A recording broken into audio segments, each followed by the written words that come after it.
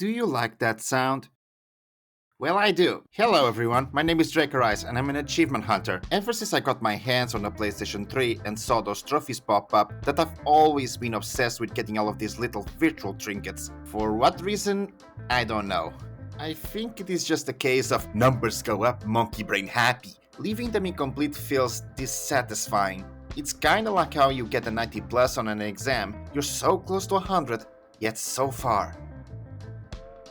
The point is that ever since I started my Steam account, I've been going at it in my library of games, fully completing every single one I got my hands on.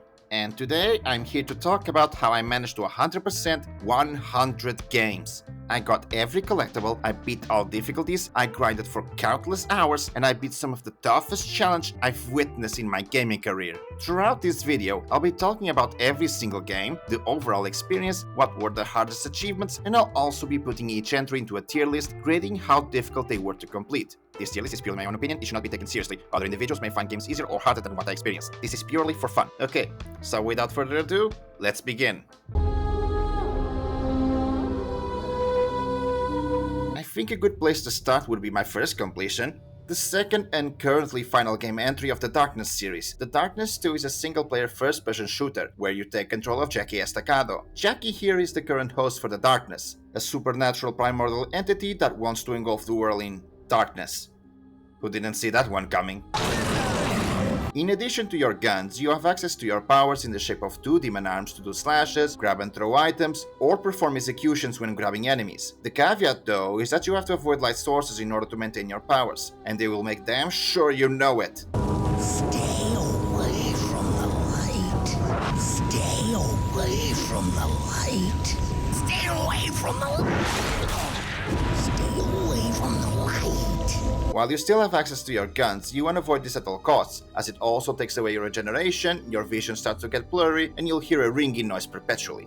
So yeah, listen to the voice in your head. You'll often have to play around to destroy or deactivate light sources to safely proceed or to make encounters easier, although most of the time I just did it to shut the darkness up. This isn't a particularly hard game to 100%. The hardest achievement was Dawn of Darkness, which requires the main campaign to be beaten on the Dawn difficulty. But since you can do it as part of your New Game Plus playthrough, you can do it with all or most of your abilities already unlocked, making things easier. Just make sure to hit their hearts to regain your health, that even Professor Farnsworth would be proud. And abuse your darkness powers to kill enemies and throw objects when you have the choice to conserve ammo. Some of the latter stages can get a bit tricky or frustrating, but it's still manageable. In addition, you need to be collecting these relics as well. There's 29 of them and they give you currency to purchase skills. The Darkness 2, I'll be putting it in challenging. Tekken's always been a series I've been interested in ever since I played Tekken 4 years ago at my friend's house, so naturally I played every main entry alongside Tag 2 since then, making me already an experienced player when I got this game, which helped a lot with the 100%. Tekken 7 is a 3D fighter with a large roster of unique characters to try, and depending on your skill, this game can either be easy or hard to 100%. If you were to come into this as a newcomer with no fighting game experience, the ones most likely to give trouble are Hot-Blooded Fighter and Master of Iron Fist. The first requires you to reach Warrior rank online, which can vary in difficulty depending on how well you manage to learn this game's mechanics, but you can still choose things very easily with the right characters. At early ranks where most players don't know how to defend that well, you can get away with so much stuff, especially with characters known to be cheesy in these ranks like Law or Brian. The second one, on the other hand, requires you to finish the special chapter in the main story, which is a boss fight, and the worst one in the entire game. At least you can do it in the easiest difficulty, so it will give you auto combo buttons in case you do not know how to use the character you play as, but it can still be an infuriating experience. Even if you're an experienced player, that boss fight will still take a couple of tries. If it wasn't for that, I could easily put it in easy, but I'm gonna bump it up a bit.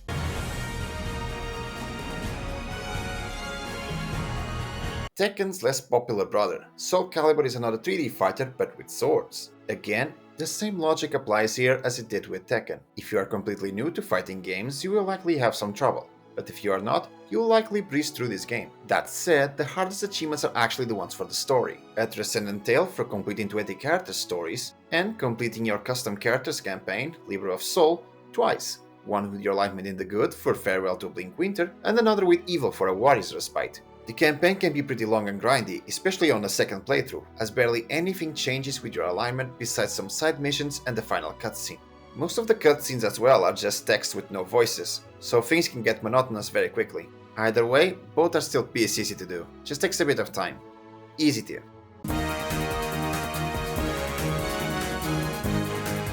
Everyone has their childhood games. Mario 64, Sonic, Banjo-Kazooie, Spyro, Crash, all of these are known for having impacted people's entry into games. Well, to me, Asterix and Obelix were my childhood. This was one of the very first games I played on my old PlayStation 2, so I was bursting with nostalgia when it was announced that it was getting a remaster. Asterix and Obelix XXL 2 is a 3D platform action game where you visit Las Vegas with the titular duo to rescue a druid Getafix and his friends. Most of the gameplay involves multiple combat encounters where you gotta beat a certain number of Romans to access a door or switch, alongside some platforming at times to reach new areas or secrets. This game is filled to the brim with parodies and Easter eggs from various other franchises across all genres, from enemies to background details. Hell, even the original box was a parody. There's Mario, Sonic, Pac-Man, Bomberman, Rayman, Crash Bandicoot, Spyro, Street Fighter, Devil May Cry, Tekken, Mortal Kombat, and my personal favorite, Larry Craft. Saying that, this game is super easy to complete. The hardest achievements are the collectibles, those being Unhealthics would be proud for the 30 diamond helmets, Who Needs Postal Districts for the 24 postal cards, and Legendary Gaulish Warrior for the gold ranks in the 12 challenges. The diamond helmets and postcards aren't hard to find.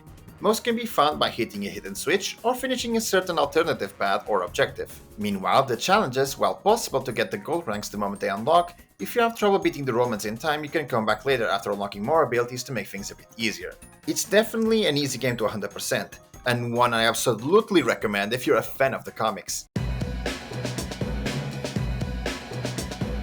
After the positive reception the XXL 2 remaster did, they decided to remaster the original one. Like the sequel, it received new challenges and features, the most noteworthy one being the ability to toggle between the new graphics and the old ones with the press of a button, which might seem just a neat nostalgia feature, but it actually has a use in-game with the new challenges. Throughout the stages, you will find these hourglasses that will contain one of two types of time trials. The first is to reach a certain spot while defeating Romans and breaking numbered boxes to freeze the timer, and the second, gather all the coins within the time limit, which is where our nostalgia button comes in. Some of the coins can only be collected while in retro mode and vice versa, so you'll be running around while constantly changing graphics to optimize your runs. For 100%, not only do you have to do all of these challenges, but also to finish them all with a gold rank. And oh boy, some are a push to the head! One of the first ones cannot even be obtained without using a magic potion, which makes you run way faster than normal. So, if you end up wasting them all in the fight beforehand, this will result in you being loud out of that gold rank, until you re-enter the stage. The ones with the Romans as well can jump right off a cliff, now that I think about it, especially when these idiots with the bugle sticks start showing up. A less annoying headache is that there's only one collectible this time, those being the golden laurels. But that goes away really quickly once you realize you also need to collect a massive 99,999 helmets. I think the devs looked at XXL 2 and thought, that's too easy, and decided to one-up themselves. Well, they did, because I'm not done. Tutati's right hand is the final achievement, requiring the game to be beaten in the brand new Extreme difficulty. Whoever designed this difficulty needs to have their head checked. In Extreme mode, all enemies are ridiculously fast, both in movement and attack speed, and constantly block all your first attacks. This becomes an issue because blocked attacks do not increase your combo meter, which is always decreasing, and you need it to be full to unleash stronger moves. Otherwise, you're basically locked into the same two moves, a basic attack or a charge. And that's not all. This game, like its sequel, does not have invincibility frames. Combined with decreased damage from the enemies, this means if you get hit a single time, you most likely are gonna lose a chunk if not all your health instantly, especially if you're in a small area. I mean, just look at this. This is the final fight of the first stage. Pay attention to my health on the top left.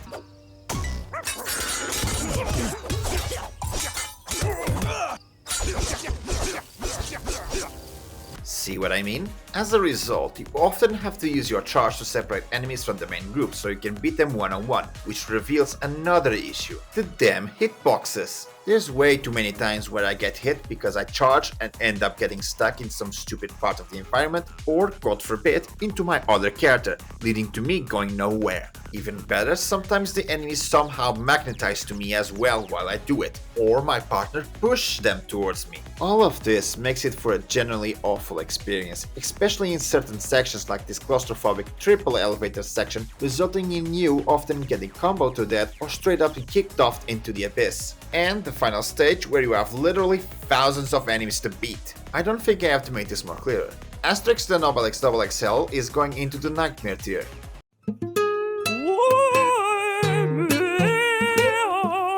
I genuinely had high hopes for a sequel to one of my favorite games. Alas, XXL3 is only a XXL game in name only. Don't get me wrong, it's still a decent game.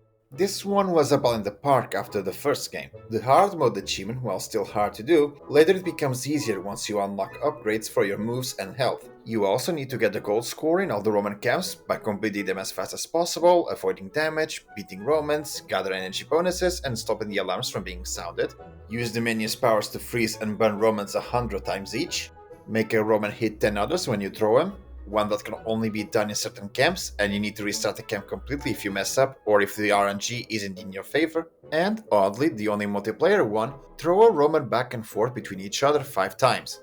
Which seems easy until you realize this game has no online mode, only local co-op. So either get someone to play with you locally, or hope you have a good enough connection to use remote play. And that's basically it for achievements. Honestly, I was expecting way more, and what blows my mind is that there are side missions and 3 types of collectibles: the golden laurels, the bones, and the dice.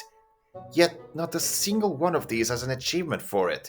What? By themselves, none of these give you any benefit, but if you get them all, it just changes your character's circle to a yellow one.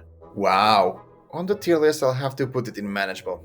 It's definitely easier than the first, but harder than the second, due to the hard mode achievement. I've actually never played a single Spyro game before, which is an outrage, but thankfully everything I heard about the original trilogy was true, and I very easily became a fan of our Popple Boy here. Come on, look at him, he's adorable! Sure. But enough appreciating your scaly friend. To fully complete the Spyro Reunited trilogy, you need to gather all gems across all games, free all the dragons in the first, collect all the orbs in the second, and find all the dragon eggs in the third. Very straightforward. But there's also a lot of miscellaneous ones. Majority of them you'll have to do anyway, since it often has collectibles locked behind them, but others not so much. There's some where you have to go through some sections or levels without taking damage, defeat multiple enemies in a row, or interact with the environment or friendly NPCs. Some may take a couple of tries, but it's more than doable. All 3 games are easy to complete, even with some of the more tricky platforming, but due to being 3 games in one, I have to put it in manageable.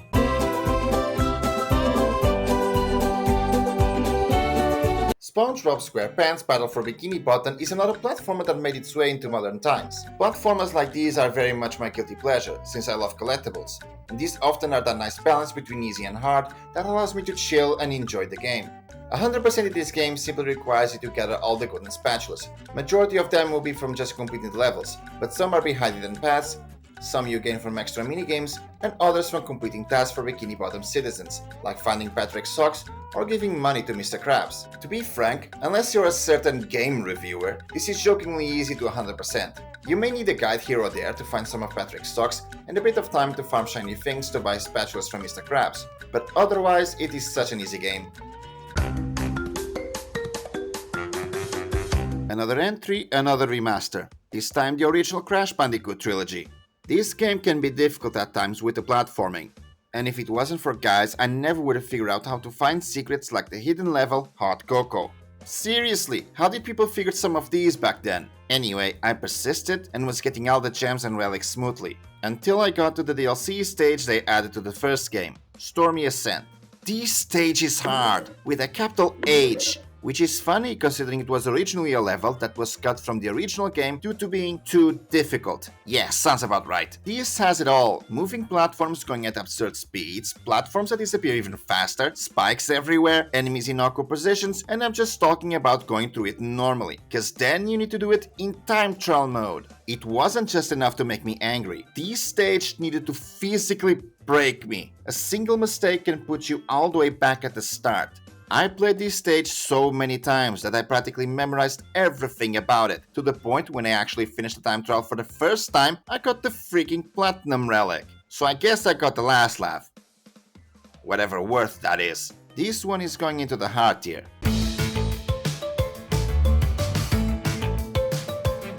Continuing on from the trilogy, It's About Time is the new sequel to Crash Bandicoot. with all the difficulty ramped up to 11. However, it's not only difficulty that Crash 4 ramps up, it also does it in new content to do for completion. You got the alternate character stages, where you start as another character before reaching around a quarter to half of the stage and switch to Crash or Coco, the flashback tapes, which have to be collected by reaching a certain point in each stage without dying. These will then unlock the most stupidly hard puzzles in the game, and the inverted levels, which are mirrored versions of stages with some sort of visual, sometimes mechanical change, like the N.Sane Island being completely dark and you need to use your spin to illuminate the stage for a time, the pirate stages having no colors until you spin or destroy boxes, the food dimension being underwater, Cortex Island with the Game Boy pixelation, and the dinosaur area, looking like it was drawn by a pencil. By the way, am I the only one that finds a good portion of these to be eyesores? It seriously hurts my eyes after a while in some of these, especially when you're looking for boxes or the hidden gem. It's a cool feature in concept, but not at the cost of my eyes. Either way, in both the normal stages and inverted, you got 6 gems each to find. 3 by gathering 80% of the fruit, another for destroying all the boxes, 1 for dying 3 times or less, and another hidden somewhere in the stage. Some of these boxes and hidden gems are just supervillain levels of diabolical, and I have no idea how people would ever find them without a guide. The devs made it a point of hiding them in some of the most stupid locations, and some will even blend into the environment itself, but those are still not the hardest part of the game. Those go to the perfect relics, which can only be earned by completing a stage by getting all the gems, except the hidden ones, without dying once. For the most part there was no issue. Maybe it's because I enjoy platformers so much that I ended up being really good at these types of games. Most of my deaths were due to stupid mistakes I made, but then came those stages. Bears repeating, building bridges, crash landed, and toxic tunnels. The first 3 are already tight with the platforming, but what brings them over the edge is the damn sections with the polar bear and alien baby. They are very loose with the controls, and they are at the very end of the stages, so a single mistake makes you restart everything from the beginning. Toxic Tunnels, on the other hand, is hands down the hardest perfect relic in the game. If I were to rate the difficulty, I'd say this stage is a 20 out of 10. The stage is already hard by itself, but then you gotta add the damn color gem route on top. Screw that path in particular.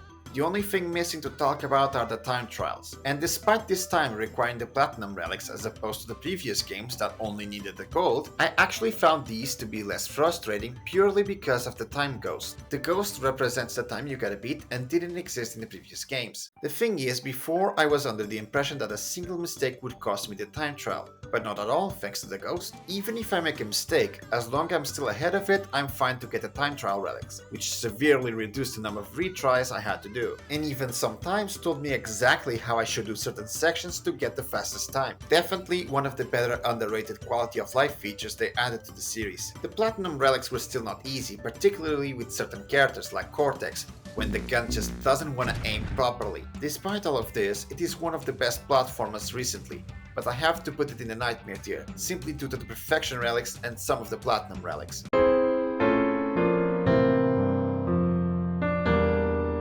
Being a public nuisance has never felt this good. Play as a goose, break or steal things as you try to do a list of tasks to ruin the community's day.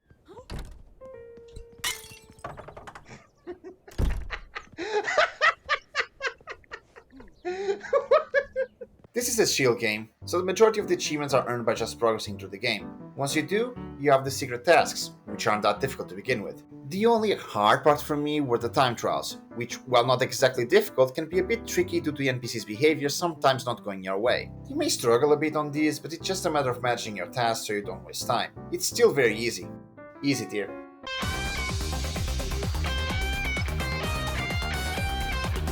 If you were to ask the best game to start with the Digimon franchise, I would say Cybersleuth is the best option. The complete edition is composed of 2 stories, the original Cybersleuth and the Hacker's Memory DLC. The game itself is a turn-based monster tamer with a good story. Honestly, Digimon frequently does a good job in the story department, and this game is no exception. Plus, you can actually see your main party following you. You tell me it ain't cool having guys like these following you around. From the start, you can either do Cybersleuth or Hacker's Memory. Both stories happen in parallel to each other and cross at certain points, so you'll need to do both to fully get the picture.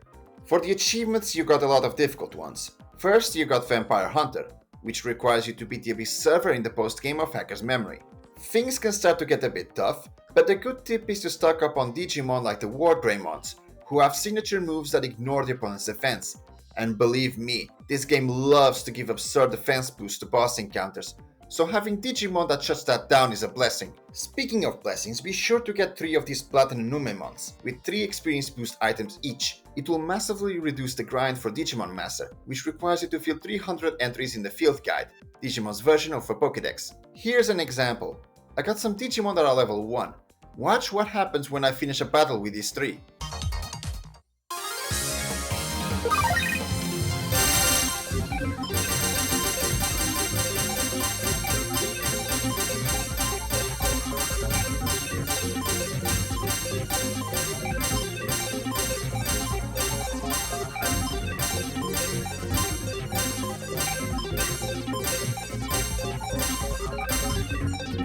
Looks ridiculous, doesn't it? Next is Infinite Medal Collector for collecting all Digimon medals, which can be obtained from various methods, such as rewards from cases, both main and side ones, as random drops from their matching Digimon, actual items you can find on the maps, or as a random chance from the medal dispensers around the city. There's also Best Cybersleuth and Vanguard, both requiring to max your rank in each story by grinding cases, and finally defeat 30 opponents in the online mode for Battle Master, which sounds doable until you realize you literally cannot find anybody. Luckily, you can battle NPCs in these modes, but be prepared for some awful levels of cheats. Some battles are easy, but some it's very clear the AI is cheating with your opposing Digimon stats. Just push through until you get the easy ones and you'll eventually get this one. Just make sure you do these battles while playing the Cybersleuth story, as it will only count during that, which is totally a mistake I didn't make.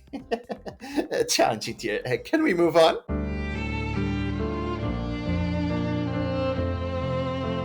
Digimon Survive is a visual novel with tactical RPG elements. Without going too much into spoiler territory, it evolves darker themes that fans of the original series are familiar with. However, fully completing it was a chore to go through after the first playthrough. In this game, the majority of the choices you make will either give you a moral option, an harmonious option, and a wrathful option.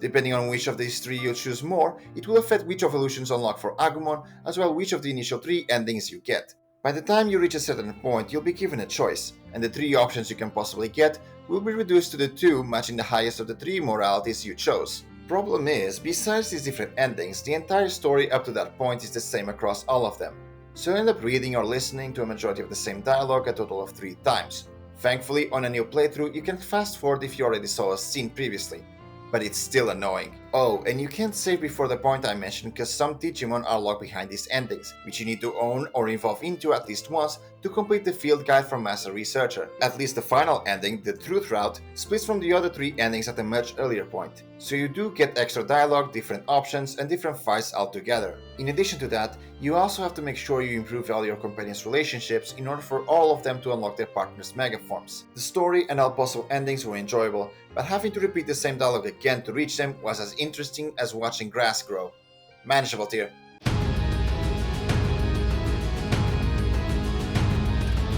Blasphemous is a Metroidvania Souls-like hybrid. You play as the penitent one as you travel through the cursed lands of Custodia. This game is gory and horrifying. Majority of the visuals are based on religious arts from Seville in Spain, which makes a lot of them just unsettling to look at. In addition to that, the game is also challenging, having mechanics similar to the Souls games where if you die, your fervor, aka your mana bar, gets restricted with each death until you recover it by making your way back. For achievements, you have your Path of the Believer and Path of the Unworthy for the good and bad endings, collectibles in the form of the cherubs, bones, rosary beads, weapon skills and fervor upgrades. You got Bronze Medal, that requires you to speedrun from the beginning to a certain location in less than 3 hours, doing quests in specific orders to trigger certain events for Crossing of Souls, and finally the hardest one, Requiem Aeternum, where you gotta beat every boss, excluding DLC, without using even once your healing flasks during the boss fights, which I don't think I have to mention how tense this experience was, especially with the latter bosses. I was so afraid I would heal accidentally that I kept my finger far away from the heal button. That was stressful, and just for that one, I'm putting it in the hard tier.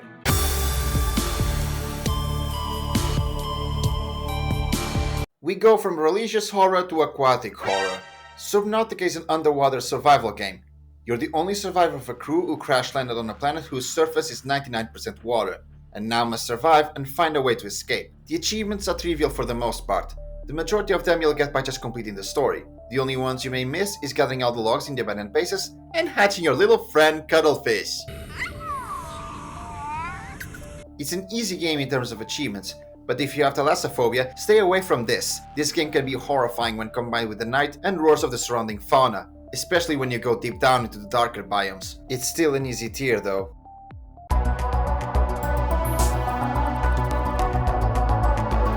The sequel to the original Subnautica, Below Zero follows the exact same type of gameplay as the original, with the only additions being a heat meter when you're wandering on the frozen lands and vehicles to traverse said areas. Taking place after the events of the original, this time you take control of Robin, a scientist trying to investigate the death of her sister claimed to have been due to employee negligence, and as a result, sneak into an area of the first game's planet called Sector Zero, where the company was conducting research. Just like the first, fully completing this game comes mostly from finishing the story with some miscellaneous ones on the side that you might miss, like making a jukebox or creating the cold suit. There's not much more I can say of relevance. It's a very easy game to fully complete, just like its predecessor.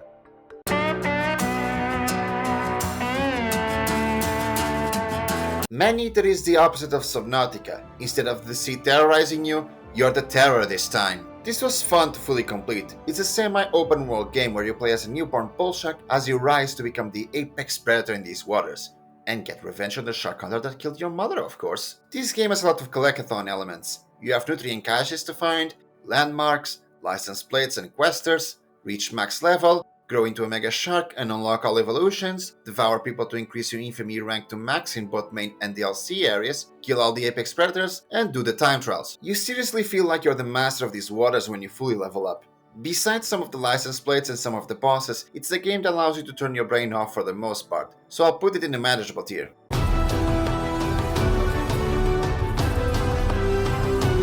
The 2013 reboot of Tomb Raider. I never actually got to know Lara from the original games, so this was my introduction to the franchise. I loved the game. Finding all the documents, relics, caches, and completing all the tombs and challenges were all fun to do. These would be a manageable tier if it weren't for the multiplayer achievements. There's lots of them that require doing certain actions during a match. Complete the game in each mode, 20 turret kills, kill one of the opponents while they are ziplining, catch a player in a trap, survive 10 explosions, be the only one alive in your team, and so many others. However, those pale in comparison to Shopaholic and True Commitment. These two required absurd levels of grind. You need to buy every upgrade and character and level up your multiplayer level to 60. Thankfully, it is possible to grind experience solo, but it will still take hours and hours and hours and hours to reach that level. And if you have other people you can farm with, it is a bit faster, but it's still mind-numbingly boring. The main campaign was amazing, but the multiplayer sucked! Hard tier.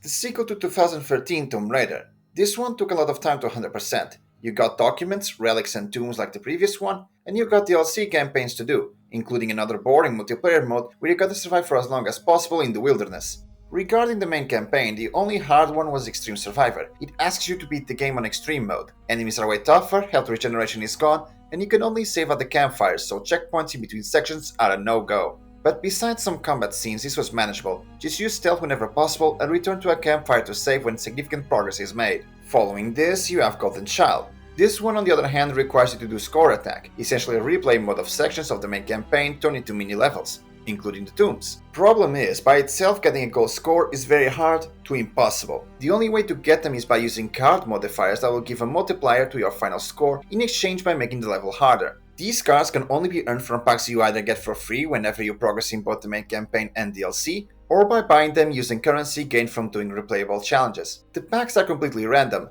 so instead of doing that and hoping for good cards, just simply go to the highest scores in each level and check the cards used by the players until you find one that is reasonable. Majority of the top ones are players who clearly cheated and don't have any helpful cards, so keep going until you find one. You can then try to do that level with the cards that player used by using some of the currency used for the card packs. The cards you'll be looking for are ones like reduce health, no retries, starting with no ammo, no auto healing, etc. And depending on the level, some disadvantages are practically negated. For example, making enemies harder, reducing your health or no ammo are simply free points in levels that don't have enemies, like the tombs. Some of the levels will be a breeze because of this, but goddamn the ones where you gotta fight will test your patience. Then we got the DLC content. First we got Baba Yaga, Blood Ties and Lara's Nightmare. Baba Yaga is a golden child of its own, but it is way shorter, so no issues at all from it or the other two. But then we have Cold Darkness and Endurance, with the latter having a solo and multiplayer version. Take note that the achievements for these modes would only unlock when you pick them as challenges in the menu, so don't be like me when I was doing them and was in a panic when none of them unlocked. Both of these modes were soul draining due to how many times I had to repeat them.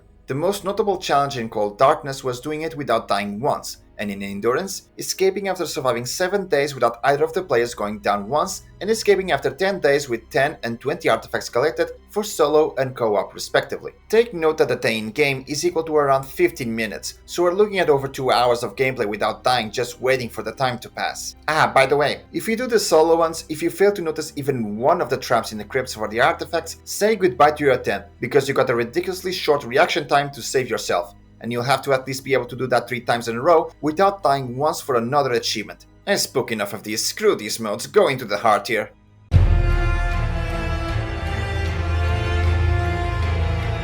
The third and final entry into the reboot trilogy of Tomb Raider.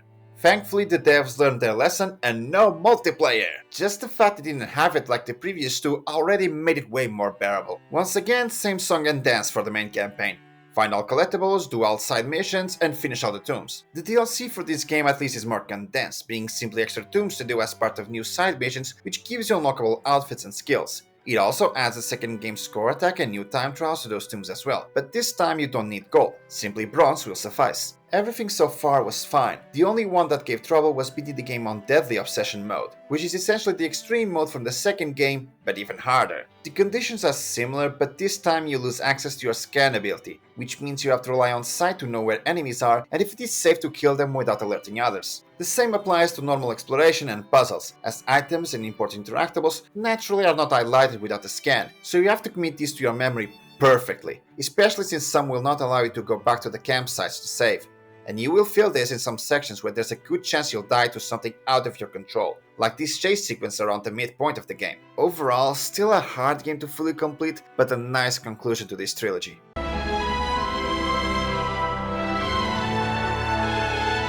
Lara Croft and the Temple of Osíris is a short little action puzzle game. It isn't that hard, the only achievements that give throw to 100% complete was completing all the challenges for each level and the multiplayer ones. Couch Party particularly is annoying to get. It only works when playing locally, so you have to use remote play or have 4 controllers ready to go. And then there are the other ones, like be the only one not to die in a 4-player game, be the one with the most deaths, most gems, most kills, you get the idea. The multiplayer was just a short to go through, but the single player was moderately enjoyable. The challenges sometimes get a bit tricky, but nothing out of this world. Still, it may be a bit troublesome to find people for the multiplayer, so I'll leave it in the manageable tier.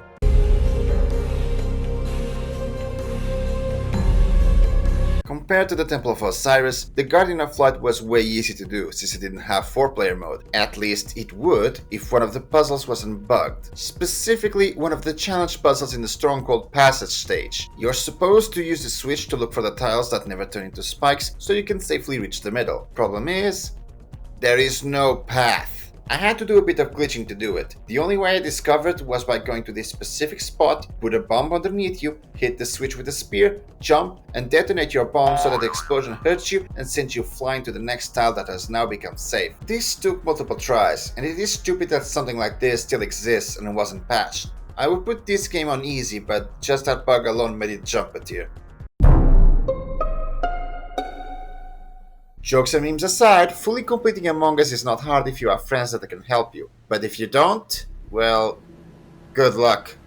In public matches, a good amount of the time will result in like half of the players just disconnecting. And that's kind of a problem when going for ones like Scourge, which needs 150 kills as the imposter. Disconnects do not count, nor do kills made by your imposter teammates. So each game you are playing you are one of the imposters, and that people don't disconnect the moment the game starts. This sucks, because that means you'll only get 2-3 kills if you're lucky, and that's if you play imposter well. So you'll just grind and grind and grind and grind and grind dozens of games just for the tiniest bit of progression. And that's the standard mode, because you also need 200 kills in the hide and seek mode. Oh, and don't even get me started on Hunger, Smooth Talker and Well-Oiled Machine. Trying to get these on a public match is like trying to catch lightning in a bottle. Among Us is an easy tier game to complete if you have a team, but if you're solo like I was, then I have to bump it up to hard.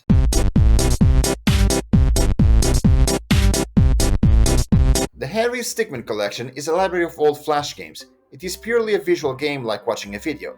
You just pick which option Harry should do and watch the chaos unfold. until you hit the right option to make the sequence continue. It's an entertaining game. In order to 100%, you need to watch all possible options, click on every NPC on screen to unlock their bios, do some Easter eggs by clicking on things, like collecting the Among Us stalls, and that's essentially it. There's nothing difficult about this game. It's a baby tier.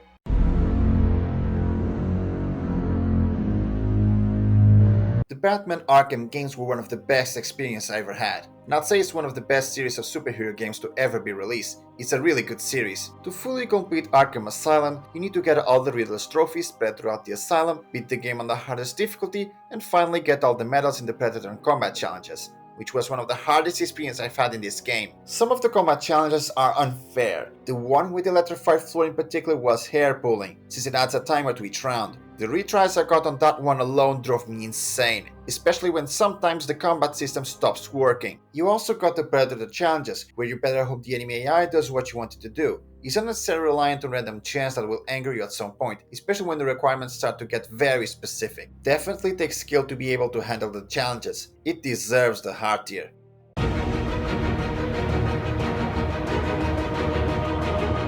The second entry of the Arkham games, it follows a similar achievement structure as the previous one. Complete all of the Riddler's riddles, this time as both Batman and Catwoman, and once again, the damn Predator and Combat challenges. This time these were even harder than the previous entry. You already have the usual complaints, but then in addition to it, you got the freaking campaign challenges, where you gotta do multiple Predator and Combat challenges in a row with modifiers and limited retries. These are diabolical, especially with the Predator challenges. There's no more infuriating thing than when the enemies don't do what you want them to do, so you can't do one of the very specific conditions, wasting one of your retries. And the cherry on top is that you have to do all of them, not once, not twice, not thrice, but 4 times. One for each character. Batman, Catwoman, Robin, and Nightwing. The amount of dances you'll have to do with Lady Luck is just absurd, especially because the characters have different movesets, so some strategies will not work on others, and vice versa. If you go for this 100%, watch some walkthroughs. It will vastly reduce the frustration from the trial and error you'll have to do for these. You'll still suffer, but hopefully not as much as I did. Arkham City deserves the Nightmare tier, god damn it.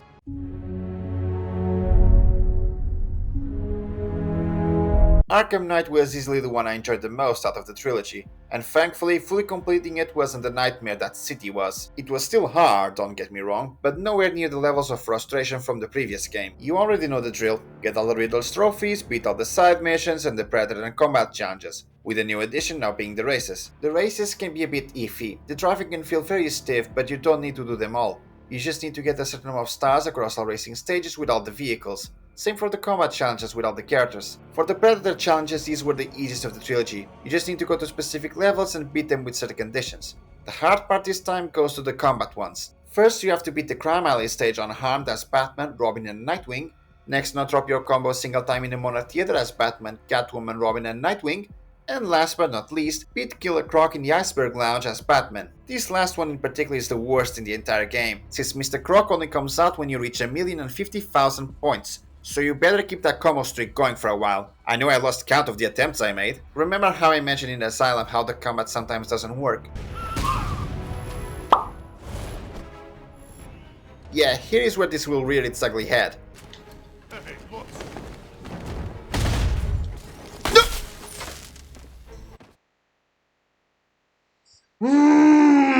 Also, damn these assassin ninja guys, I hate them. A nice trilogy of games ending with slightly infuriating achievements, but for the most part they are fair and nowhere near the absurdity of City.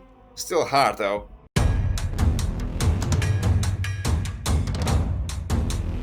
I didn't like competing Injustice. Unlike the previous fighters so far, Injustice is a 2D fighter, which I did not have much experience with. I had trouble handling the inputs for a majority of the moves and combo timings. Tekken and Soulcalibur often have legacy characters with hard inputs for stronger moves or for an extra amount of damage, while also having newer characters with easier inputs to allow people who didn't grow up with the old arcades to be able to play the game at least casually. Injustice though? Nah.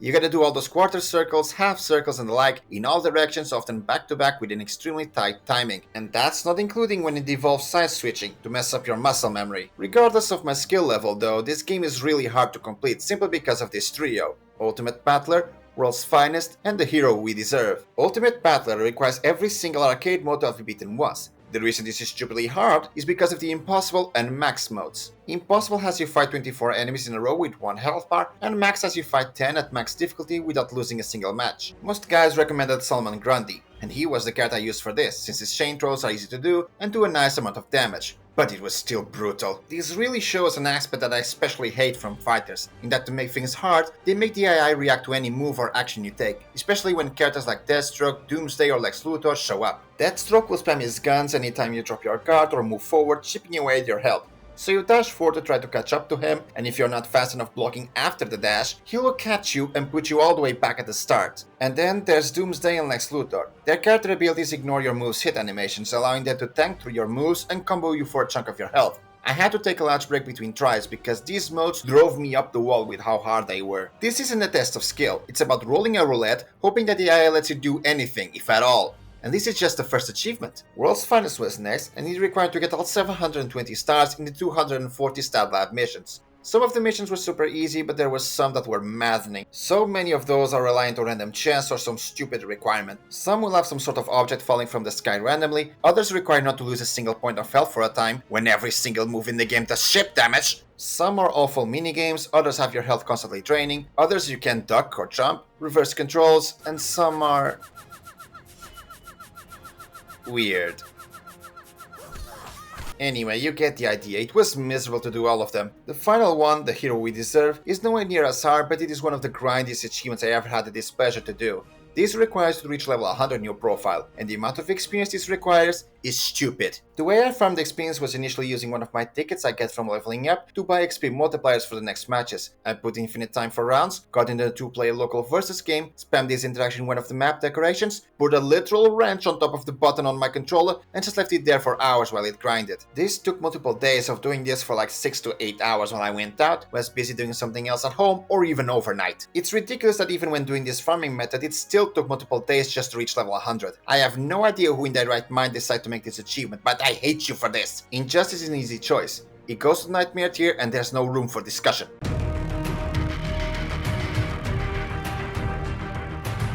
We're not done.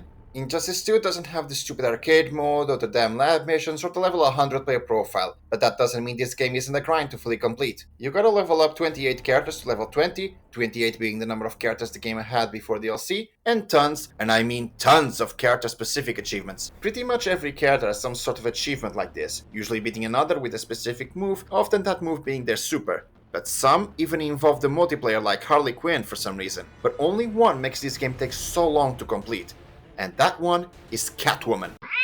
Catwoman's achievement needs you to beat Cheetah with the final hit being with the Catcall move. Sounds easy, doesn't it? Well, the issue is that Catcall is not a move you have access to by default. In order to unlock this move, you need to grind mother boxes and hope you get it out of literally hundreds of abilities. This is the only character achievement that does this, and it is completely uncalled for. They removed all the stupid achievements from the first game, but in turn they added one of the most luck-based achievements I've ever seen. At least you can set it up so the AI does the fighting for you while you go do something else. And there's some bad luck mitigation as well by doing Catwoman's legendary multiverse, but the requirements to do it are also grindy. And unfortunately, I was unlucky and had to go for that. Despite not having any difficult achievements, the existence of this one alone puts it in the Nightmare tier. What a joke.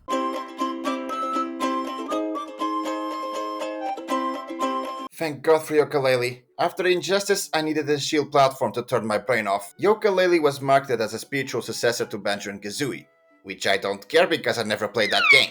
Is a 3D platformer collectathon, where you control a chameleon named Yooka and a bat named Laylee, as they work to gather pages of Laylee's magic book after they were stolen and spread by Capital B's new machine. You have 5 worlds and a hub world, and tons of collectibles to get. You got of course the pages, named Pages, health and energy upgrades, quills, the Ghost Riders, and the Pirate Skull Gems. Like I said, it's a chill game.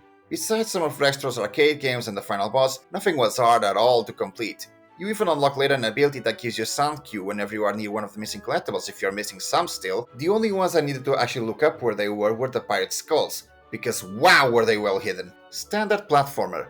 You enter a stage, grab as many collectibles as you can to unlock the next, unlock new abilities to go back for missing collectibles, rinse and repeat. A simple and easy game to complete.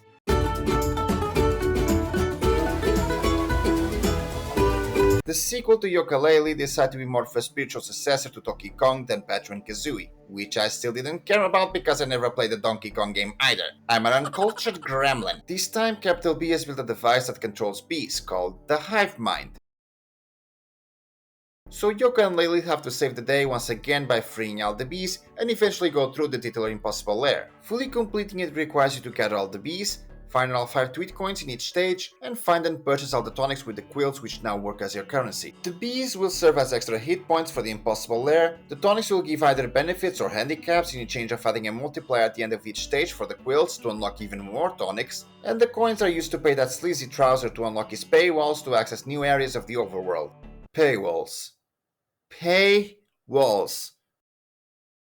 You deserve to have your house burned down. Serves you right, you rotten sausage. Besides the final lair, most of the stages are challenging, but fair. And I love that by interacting with the environment in the hub world, you can affect the books that act as access points to the levels to enter a completely different version of a previous level. This game also loves to throw you achievements. There's an achievement every time you get 2 bees. I mean it. Out of the 47 achievements, 25 of them is for the bees alone, and 2 of them are for the same thing. Like, what even is the point of this? Just have one for like the first one, when you get half, and when you get them all. Why 25 of them? Anyway, the only hard part of this game was the damn impossible lair. When I was going through it, I was getting custom Mario Maker stage vibes from how much obstacles are on screen at times. Thankfully, at certain points you unlock checkpoints, so you don't have to do the whole thing again if you fail. But using these checkpoints will reduce the amount of bees you start with, so still hard even with those. The rest of the game was challenging, especially when Laylee just refused to help out her teammate and just flies off after getting hit. Get back here, you flying rodent! For the impossible area it was difficult, yes, but for me it wasn't enough to really push this game to the hard tier.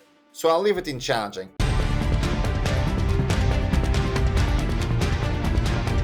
Yu-Gi-Oh! The children's card game where you send people to the Shadow Realm. I have a love-hate relationship with this game. While I do enjoy playing it every once in a while, the fact that this game functions in a best of form format makes it so the winner is almost always determined immediately by the coin toss. Even worse, broken cards like Max C are still around. How has this stupid insect not been banned yet? Add in the trash servers, and every once in a while you'll be given either free wins or losses to varying degrees of dissatisfaction. It is so demoralizing brainstorming how you're gonna get through the opponent's board, only for the server to either give you a free win or a loss just because. How do I deal with this? Monster with the lowest attack. Lowest defense, it is defense. Yes. If I can. Yes. I can. So target them. Oh!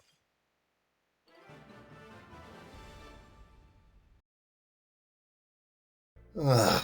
Enough of me ranting about this game. Since I started playing at release, I managed to make some decent decks from the start, so I had an early bird advantage. From the achievement standpoint, there's 4 that stand out, with all of them required to be done in ranked matches. 2 of them will likely need very specific decks, so you'll need to grind a bit of gems to make them in order to farm the achievements. Those 2 are Comfort, which requires 20 tribute summons, in other words, tribute a monster in order to summon a more powerful one, which is an action that is very rare in your average deck, and the other is Burn It All, for dealing a total of 100,000 damage through card effects. The other 2 of the 4 I mentioned are Chain Blazer, requiring 5 cards to be activated in the same chain, and To Greater Heights, for reaching Platinum rank, which you should get if your deck is decent. I mean, multiple times I've seen people in those ranks that absolutely should not be there, so if those guys can do it, you certainly can.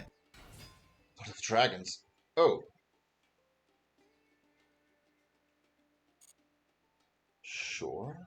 How are you in Platinum 5? How am I getting matched with you? This is a starter dragon deck, isn't it?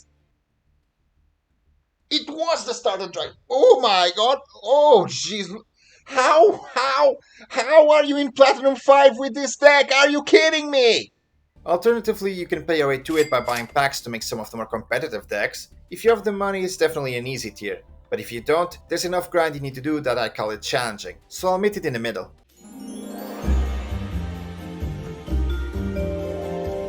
We Happy Few is an open-world survival game, where the townsfolk are addicted to a drug that causes euphoria and happiness. You take the control of Arthur, who after remembering something from his past, refused taking the drug and therefore ended up being perceived as a downer and kicked off the town. You then need to manage sleep, food, drink, and the like to survive, as well as dressing yourself in order to blend into the crowd. The hardest achievements to fully complete include the collectibles. Remember for collecting all these masks that contain memories, hot on your heels for getting all the notes left by Prudence, our prudent friend for listening to all the phone box calls, and you do know Jack, for witnessing all of Jack's shows on the TVs around the city during certain hours. These are all tricky, because some of them are missable, and very easily so if you don't know about them. In particular, Jack's shows from me were refusing to show up at times, and took multiple days of waiting to try to make them spawn. The last one in the main campaign of note is the Saint. Now bear with me, this achievement appears to be a bit weird. While the description says to complete the entire game without directly killing anyone, this seems to only apply to Act 1. As long as you have not killed anyone in the first act, once you complete the third and final act, the achievement should pop. Alternatively, it seems it also works as soon as you finish Act 1 with no kills if you already completed the game before that. It was the former case for me, and thank God. The methods to avoid killing start to become a bit scarce as you progress through the third act in particular, because you play with the hardest character to blend in, so often you'll aggro a lot of NPCs, not to mention this act has way more mandatory fights than the other two. To avoid killing, you have to do stealth takedowns, and if you are forced into a fight, make sure you have a non-lethal weapon at hand. You then also have the 3 DLC stories, which aren't hard to go through, but all 3 have missable achievements and collectibles.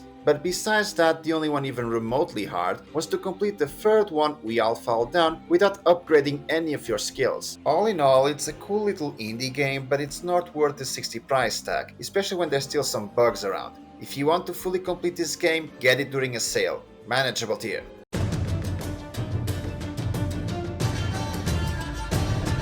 Fully completed The Witcher 3 took quite some time. I got over 200 hours in this game alone, it's really that long. The hardest achievement is definitely Walk the Path, which needs the game to be beaten in the deathmatch difficulty, which wasn't easy. Enemies can easily delete your health, and the bosses are a pain in the neck, especially in the final missions. There is also ones you can easily miss, like collect all the Gwent cards, since some of them are missable, win a fist fight without taking damage when these types of fights are limited in number, and completing all the contracts, since some of them will not count if you do them in a certain way, and 2 of them you need to do without using any oils, potions, signs or bombs. These are only the most notable ones. There's lots of them that can only be done during certain quests, and if you miss them, you'll need to either have a save from before that, or do a completely new playthrough. And trust me, if it's the latter, you'll be kicking yourself having to do the whole game again just for that. Challenging tier. It's difficult but not overwhelming.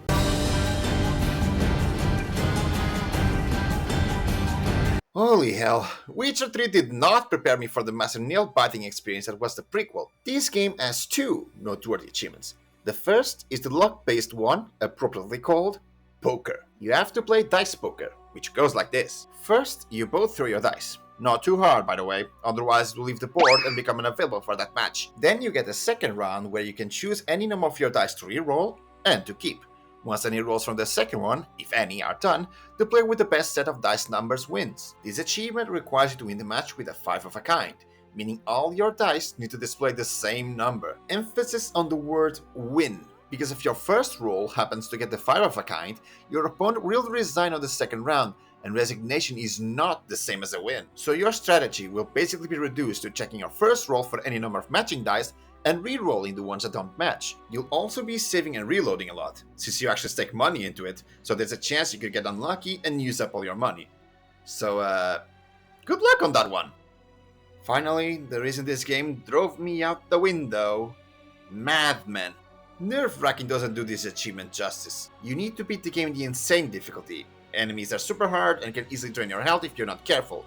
But the worst part of this is that if you die, that is it. Your playthrough is done. You only have 1 life, and the moment your health bar reaches 0, all save files associated with that playthrough will become locked and cannot be loaded. This makes it so you have to constantly tippy-toe around every single fight, pick specific skill and gear upgrades to maximize survivability, extremely important for the scenes where you don't play as Geralt, always avoid fights in quests if possible, spam Gwent sign to tank moves, turn off quick time events as failing those counts as a death, and reload anytime you're in danger or things don't go as planned before it's too late. And this still will not save from the prologue where it's very easy to die when your character is weakest, or some sections like the war zone with the specters. It's just a genuine awful and exhausting experience keeping your guard up every single second a fight starts, especially with the bosses. This one alone solidifies it in the nightmare tier. God damn, screw this achievement! But at least not everything was a nightmare.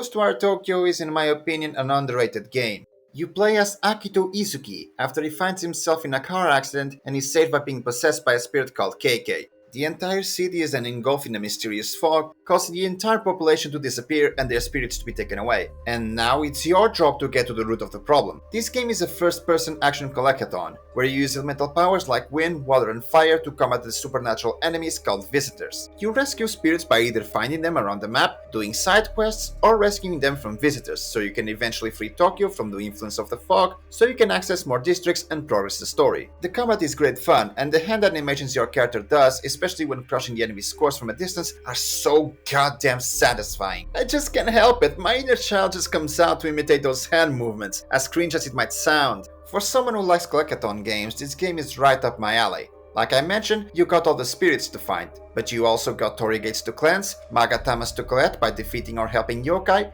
unlock all skills, find all relics, landmarks, voice logs, Jesus statues, tanukis, music tracks, clothing, all types of food, talismans, and prayer beads. There's a lot to gather. It also got a free update just over a year after its release, which added a new game mode, and in the main campaign, a new district, new skills, talismans, new photo missions, and a new collectible in the stamps. Which fortunately or unfortunately, you only need to find a specific one to do an achievement, and not all of them. Yes, I did get them all anyway. The main campaign is good, but the bulk of the game will be gathering all the collectibles, so I can understand why this game might not be everyone's cup of tea. That said, the hardest achievement was actually the new game mode they added, Spider's Thread. It's essentially a dungeon crawl where you go through up to 30 floors with enemies to beat and puzzles to do, and every time you die, you go back to floor 1. This mode also has a total of 89 jobs to do, which will grant various bonuses to help make things easier with each attempt. You'll have to reach the highest possible floor in order to finish these jobs, the hardest two of them for me being to do all 30 floors without getting hit once, which sounds stupidly hard, but this is designed with unlockable prayer bead you can get that makes it so that you and every enemy die in a single hit, bosses included. The other one is to find all the freaking cats. At the start of each floor, if you hear a meow, do not leave that floor till you find that fur ball. They are actually hard to find and will often be very well hidden. Easily the most infuriating part of the jobs, having to do floors over and over again hoping that I get the ones that contain these guys. And you better not die while you are carrying one or you'll have to randomly find that floor all over again. The main campaign was amazing for me, but I have to put it in challenging, due to the overwhelming amount of collectibles and the grind for the side mode.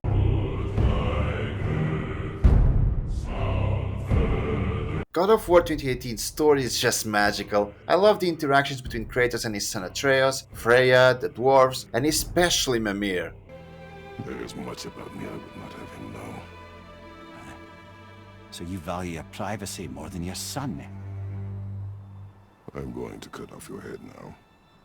Fair enough.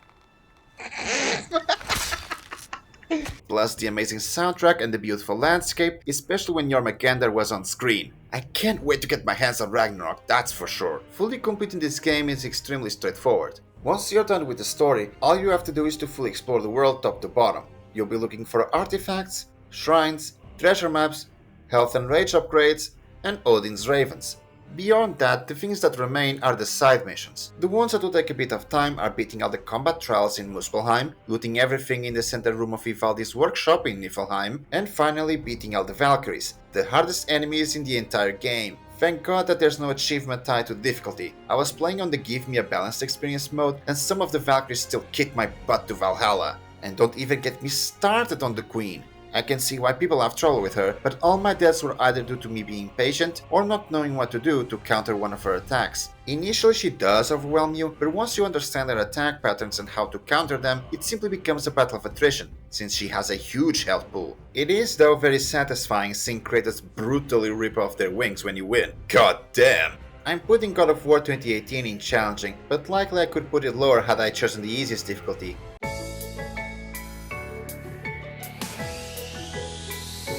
If you know South Park, then you're aware of what kind of stupid, funny, messed up things await you. The Stick of Truth is an RPG turn-based game based on a series of episodes from the show, where the cast is role-playing as fantasy characters. Some of the more miscellaneous achievements are funny to morally questionable, like Perverted, which makes you watch your parents having for one whole minute. What am I doing with my life? In terms of actual achievements, this game is full of missable ones. You have to find all the gym Pokemon, befriend everyone in the game, with many of those friend requests being locked behind quests, find all the weapons and armor, beat the game without ending a single fight with your teammate downed, play as the Jew class to get an achievement for befriending Jesus, accept douchebag as your name, beat certain fights while wearing specific outfits, not sell a single thing throughout the entire game, and beating the final boss with 3 conditions. Using your girl disguise, having done plastic surgery to look like David Hasselhoff, and after contracting dire AIDS. I'm ashamed to say that I had to play this game a total of 3 times, because I kept missing some weapon or armor, which is stupid because I was using a guide. That's more of a me issue rather than the difficulty of the achievement itself though. The game is very easy to grasp and go through, but the amount of things you can miss is just too much. It is a short game though, so I think the manageable tier is a fair placement.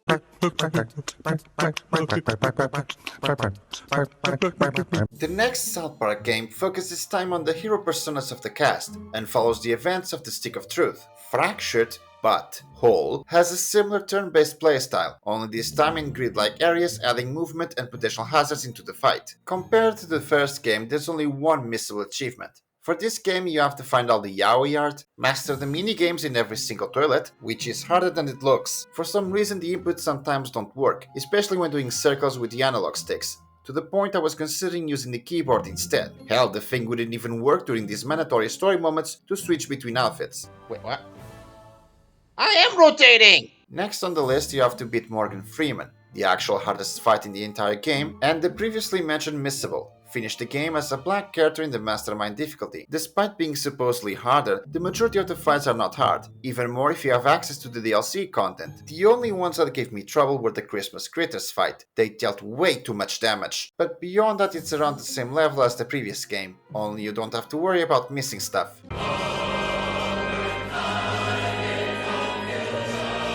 Code Vein is often disregarded as an anime Souls-like, but I enjoyed my time playing this game. There's a few gripes like the Arno Londo reject, god damn is that place a maze, but overall it's a solid game. Fully completing it though is hard to say the least of a Souls-like. You need to get all 4 endings, which requires a minimum of 3 playthroughs, as 2 endings can be obtained in the same one, unlock all the non-DLC blood codes, which are the equivalent of classes, fully restore all the non-DLC vestiges, which are cutscene corridors giving background story to all the characters, as well as giving you access to more abilities of the blood codes, fully explore the optional areas called the depths, and the most grindy of them all, Exalted Reputation. Raise your companion reputation to rank 30. In other words, gather a total of 400 medals. Originally, you can only get these by helping someone defeat a boss in co-op online. But since the 1.2 update added the Towers of Trials, you no longer need any online to do this. The towers consist of 3 maps with 6 floors each, with bosses on floors 3 and 6. And if you die or teleport out, you have to restart from floor 1. You have a chance to get one of these medals from the non-boss floors, and bosses will guarantee one. Very obviously, I had to grind for these damn things. It was easily the most unenjoyable part of the entire game, since they throw at you some of the dumbest enemies in the game or try to overwhelm you with numbers. That combined with the already difficult gameplay solidifies this entry into the hard tier.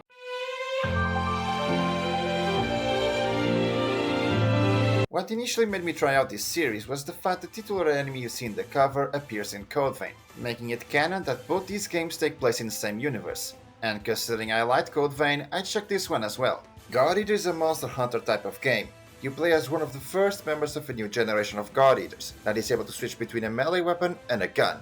They are essentially a type of soldier that was picked to fight the Aragami, creatures that terrorize this post-apocalyptic world. You get both story and free missions to do. You go to specific maps and defeat enemies, gather materials from their bodies, upgrade your gear to take on tougher missions, get some story progression here and there, and that's basically it. This game can get really repetitive.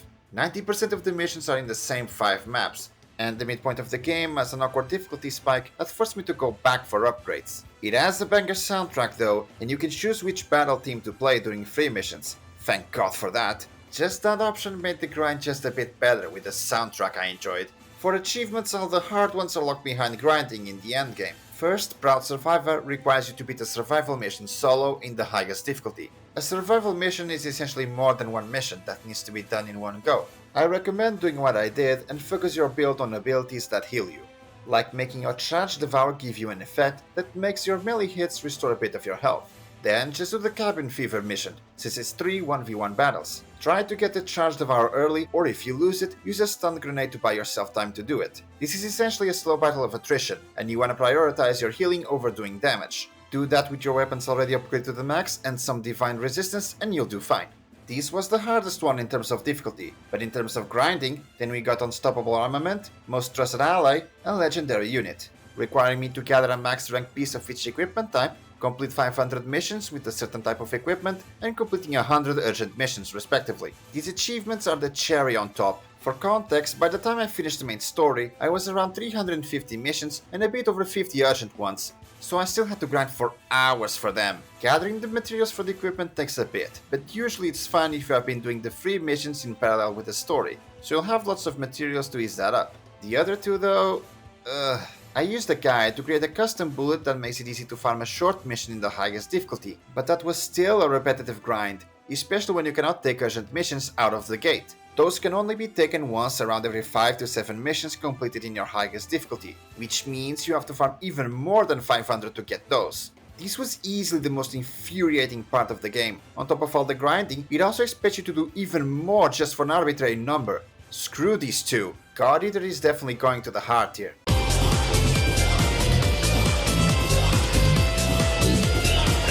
The second God Eater game is essentially the same as the previous in the achievement department, only the difficulty is switched around a bit. Unlike the first, this time you have a lot more story and free missions, so you can do Most Trusted Ally way before the end of the story, and Legendary Unit just takes a few more missions after the end. So what were the hardest ones this time? Well, as before, you need to own a max rank piece of each equipment type, this time going into rank 15 instead of 14. But unlike the first, most of the materials you'll gather before post-game won't help ease things up. A vast majority of the items are locked behind the rank 15 missions, which, surprise, are only available in the post-game. And depending on the way you upgraded your gear towards the end of the story, it can take quite a while to gather the materials, especially if you get unlucky. On the other hand, you also have the ones that were added in this game: Technical Mastery, Far East Collection, Born of Misfortune, and Priceless Friendships. Technical Mastery requires you to max out all blood arts for one type of equipment, the weapon I choose to play with this time being the Buster Blade. These arts are essentially skills you can equip that will upgrade one of your default moves to do different things or do more damage, and you need to keep using them in order to upgrade them further. The thing is, you can only have one equipped at a time, so by the point you reach the end game, you'll have to farm this type of enemy called Ouroboros, since they have free critical hits that massively increase the level up rate. Then there is Far East Collection, which is to gather 400 pieces of clothing. This one is just evil. You have no idea how many you have, and the materials start getting very annoying to gather, since often a lot of them are obtained randomly as items you can collect from the maps or by using valuable tickets which you want to keep to trade for materials for essential gear upgrades. Next is Born of Misfortune. It requires you to beat a Magazzo QB, I think I said that right, that only appears in difficulty 15 missions, meaning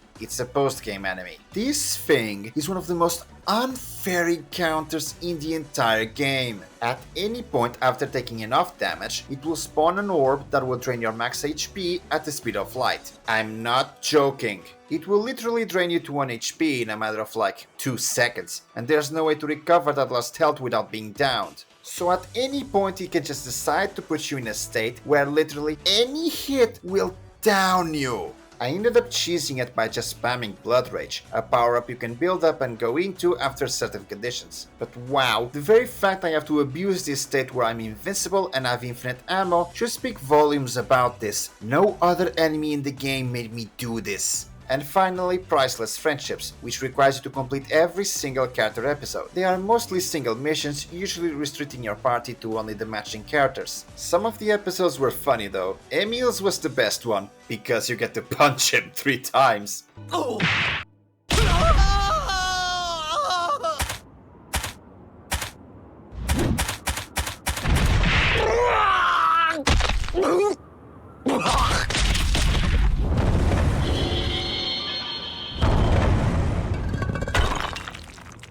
And speaking of getting punched, why does my character sound like Goofy?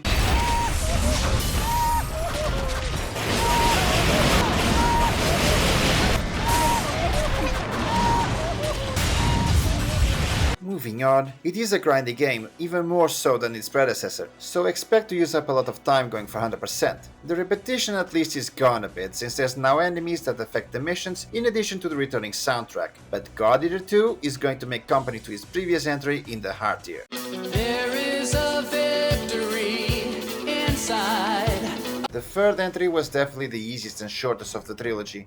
By doing the DLC episodes and optional free missions, you can get most trusted ally once again very easily. The only other two quote difficult ones are getting a max rank set of equipment once again and beating the final mission of rank 7, which makes you go against 5 bosses in a row. The odd thing about the equipment this time is that the tickets from the previous entries are gone. You can still craft some materials, but the majority of them now have to be earned from defeating Aragami or as a reward from missions, which is still not that bad. Missions in God Eater 3 are the shortest of the entire trilogy, so it becomes very easy to farm certain missions. In fact, in 99% of the missions, I got triple S rank when I only needed just 40 for an achievement. That alone should say how easy this game can be in comparison to the previous games. Due to this, I'm putting God Eater 3 in the manageable tier.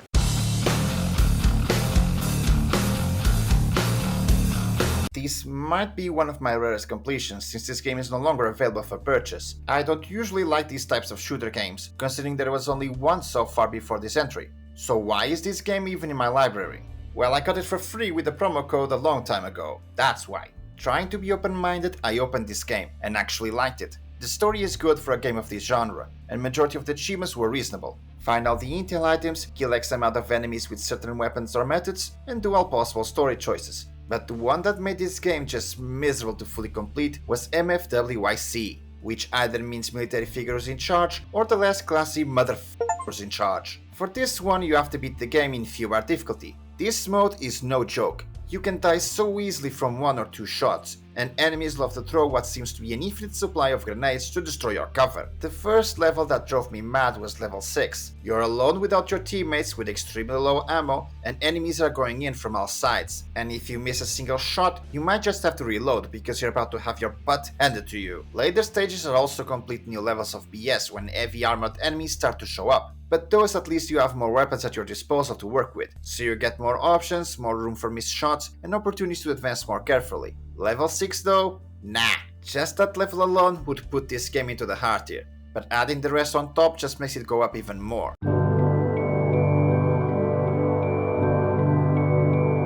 Little Nightmares is a short puzzle horror game. Normally this game isn't difficult to go through. You got your usual stuff. Get all the collectibles in the form of breaking all the statues, light all the lamps or candles, hug all the gnomes, some random miscellaneous ones, and similar things in the DLC levels. Simple stuff, but then you got hard to the core, where you got to beat the game in under 1 hour without dying once. This one doesn't leave any room for error. Any mistake, even if you don't die, can easily make you waste enough time. It has to be a perfect run. And while the game is good, when you are rushing it, it quickly becomes an absolute mess. You'll quickly realize enemies will be noticing you when they shouldn't, and sometimes the physics and controls break completely when trying to pick up items such as keys. Sometimes progress is tied to the whims of the game, and there's also areas where you can't tell where you are stepping due to being in a 2D camera view while being able to move in a 3D environment. So there's moments you'll be very close, if not actually fall to your death accidentally. It's very clear this game's mechanics and the environments are not designed to be rushed, and while normally you'd have the checkpoints to help you, here you don't have them, because you can't die. At least you're able to cheese it by just backing up your save, and I eventually snapped and ended up doing it. But this is just bad game design. Everything else is easy, but this? Oh no. This Little Nightmare is going quite fittingly to the Nightmare tier. Thankfully, Little Nightmares 2 does not have the same no-death speedrun achievement that the first one had, otherwise I would have gone mad. Some sections would be dreadful to try something like this. Either way, as a result, this one was way easier than the first. Once again, you had to find all collectibles, this time hats from Mono and the glitchy remains, as well as some miscellaneous ones, like wearing the ball hat and running to the gold, or holding 6 hands for a total of 6 minutes throughout the game. Assuming you're watching a guide, you should be able to finish this in single playthrough in a few hours. Easy tier, without a shadow of a doubt.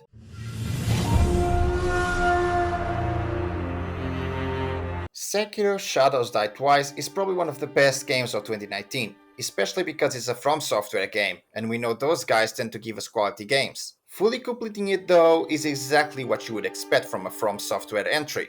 It's bloody hard! You need to beat every single boss at least once, gather all the prayer beads so you can upgrade your health to the max, gather materials to unlock all prosthetic upgrades, grind experience to unlock all skills, and beat the game a total of 4 times for all the endings. Unless you backed up your save, which I did not. I like this game, but by the time I was with New Game Plus for the final ending, I had to take frequent breaks between sessions, because I was already getting sick of seeing and beating the same bosses for the 4th time. Easy hard tier.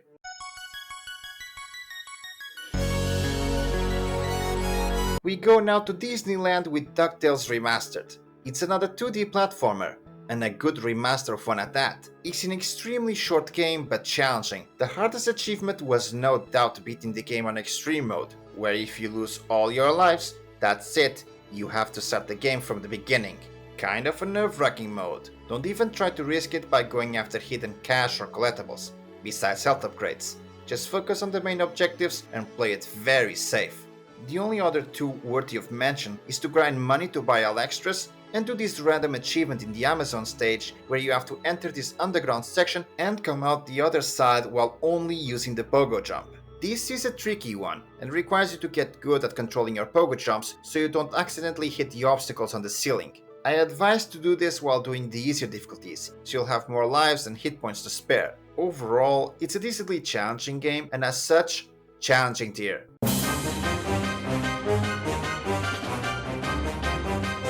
An extremely short platformer featuring Disney's favorite rat. I really mean short. Excluding the bosses, you only got 10 levels to do. In each main stage, you need to collect all the diamonds and find 2 collectibles. A statue piece and either a magic card or a chili pepper. Other than that, the game is very basic in the achievement department. The only thing that took a couple of tries was to get 7 kills without touching the ground. But beyond that, the game is very easy, and you even get lots of lives to retry, in the event you do die. It's a baby game.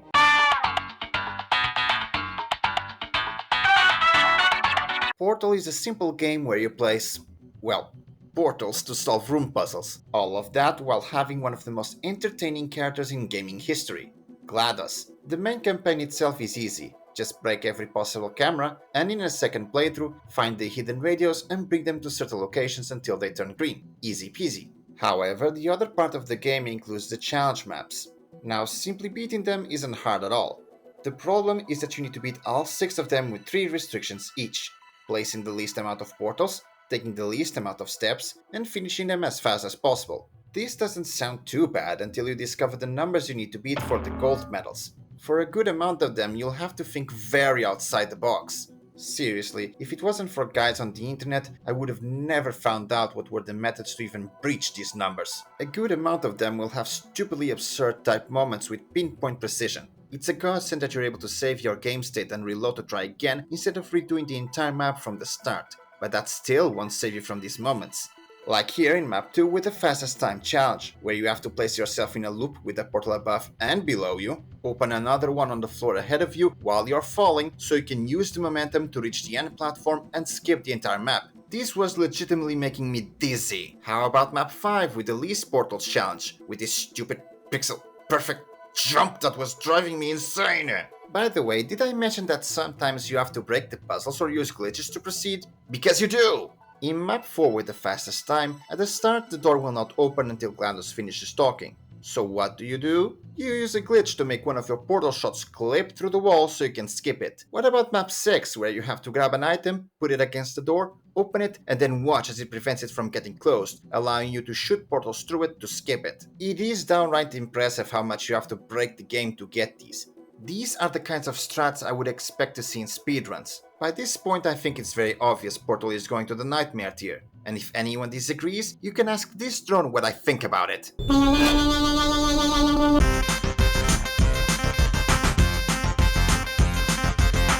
It's Portal again, GLaDOS is back, that's all the reason I need it. Like the first game, the main campaign is easy to do, especially if you have a guide.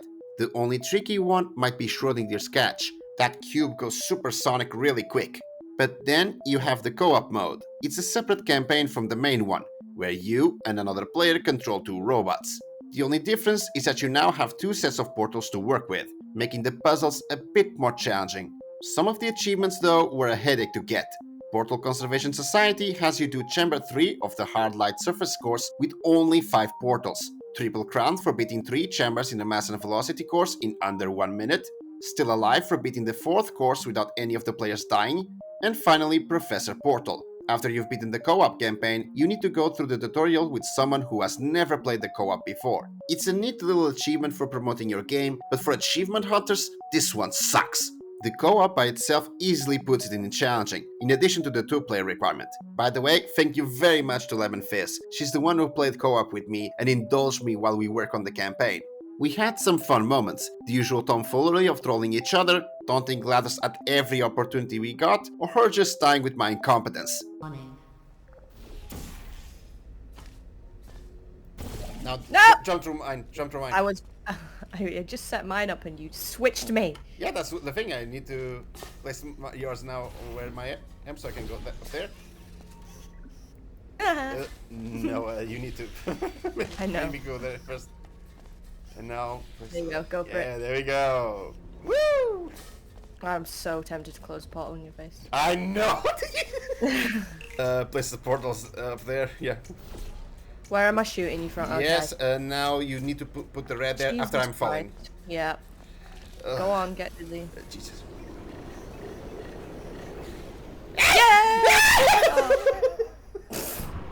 You forgot to press the button. I forgot to press the button. Necessary. I was so focused on the f***ing portal loop that I forgot to press the button. It was very necessary, GLaDOS. Right, you're right. Oh, gee. That was fantastic! That was fun! Oh my god, you were lucky. That was brilliant. Whee! Now I press this. It's the safety cube. And you can go grab it. No! I knew you were gonna do that. Whee! Ow! You need to put on the other platform Nope. so I keep the momentum. refuse. Yeah. I refuse. This is funnier. Where's my...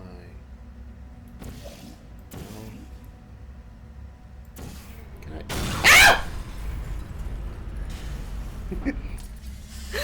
Oh no! Hi! Look at your flaming dead body. What does this do? Okay, he puts that. Oh, I fell off. Okay. Okay, go. Dropping cube. Grab it. Got it. Oh, I put the wrong collar! Fuck!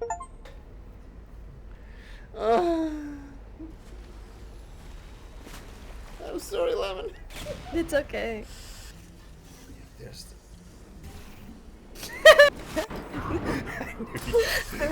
I had the feeling. I was like, this is too good to pass up. Okay, what does this thing do? You were so This isn't that hard. Okay, I'll let you Humans go. can't free You can go. themselves. She's a fun person to be around, and she also streams. So go check her out. I'll leave her Twitch link in the description. Oh, I should have vaulted. I should have vaulted. I'm panicking. No, I am. I'm gonna lose my job.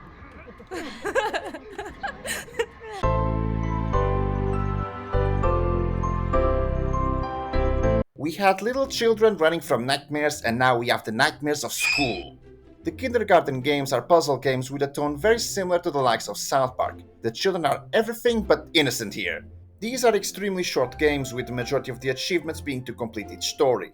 The remaining ones are to collect all the cards in both games, and the outfits in the second, which you can easily find by just reading a guide.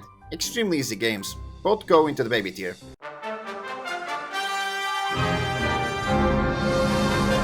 We now go to the One Piece world with World Seeker. It is an open world action game, and just by being that type, it means it takes forever to complete. You have to interact with other characters to raise your karma, unlock all skills, complete 100 side quests, which is where you mostly get the aforementioned karma, find 200 treasure chests, and find outfit and food recipes. You also have your odd ones, like accumulating a total of 30 minutes of airtime, or sending one of your crewmates to find resources 12 times. which you can only do once per day. Furthermore, you also have Boss Rush mode, which isn't hard at all if you do it when you already got every skill unlocked. In addition to the other DLC campaigns where you control Zoro, Sabo, and Law. The ones that definitely took the most time were unlocking every skill, because there's one for each campaign, and there's not enough skill points from completing side quests, and enemies drop miserable amounts. So the only reliable way to get more is to keep repeating the final mission for each one. It is not a hard game by any means, it has some level of grinding, and some of the boss fights can be a bit tricky early on, especially Kizaru, but still it's not difficult. You can even play it in the easiest difficulty and still get the 100%. I'll leave it in manageable tier.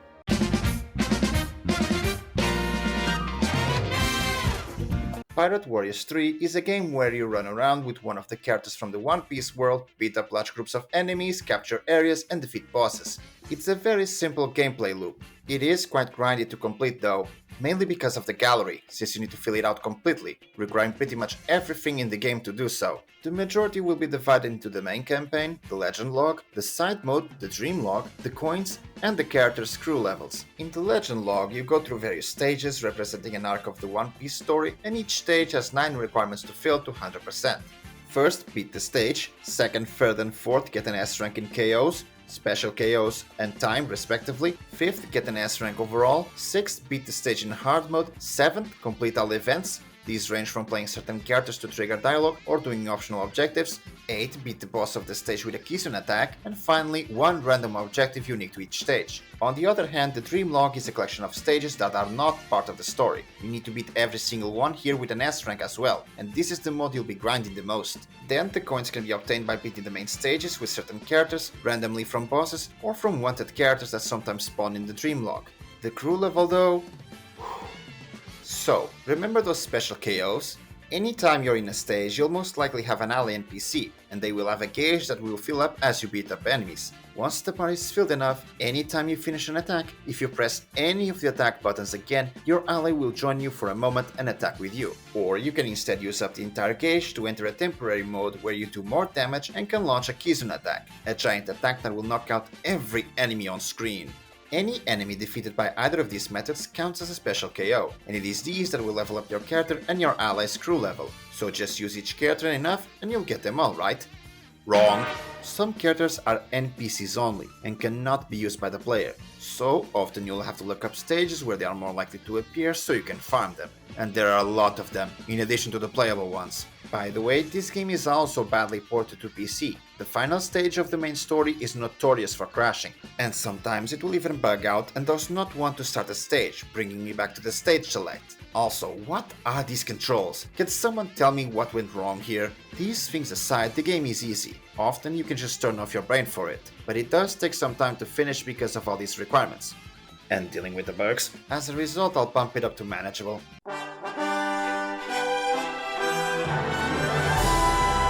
Unlimited World Red was... interesting. It's another bad PC port. One of the results of this was the input icons. For some reason this game doesn't know how to change them to match with everything you're using, be it a controller or a keyboard. But this doesn't seem like a problem, right? Eventually muscle memory kicks in and you know what to press. No. Okay, so there's 2 minigames, a fishing and a bug hunting one. See these numbers? These are supposed to be the arrow keys, and you need to quickly press them in order to win these minigames. Starting to see the problem?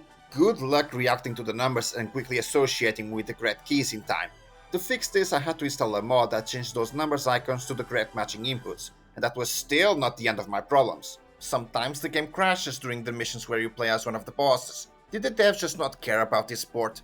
But enough about me complaining about them. Achievement-wise, it's a One Piece game, meaning it has lots of stuff to do. In the main campaign, you need to level up all the members of the Straw Hat crew to level 40, with one of them at least to 50, complete a certain action with each character, with Robin's being the worst, as you need to interact with these tablets 30 times, and you can only do it with each one once per day, catch each of the bugs and fishes in the minigames I mentioned before, finish the main campaign a second time in New Game Plus, and the last ones in this mode, the galleries, the character gallery and the word gallery. The character gallery is easily completable by natural progression, but there's 2 characters in there that you'll absolutely miss, Smoker and Tashigi.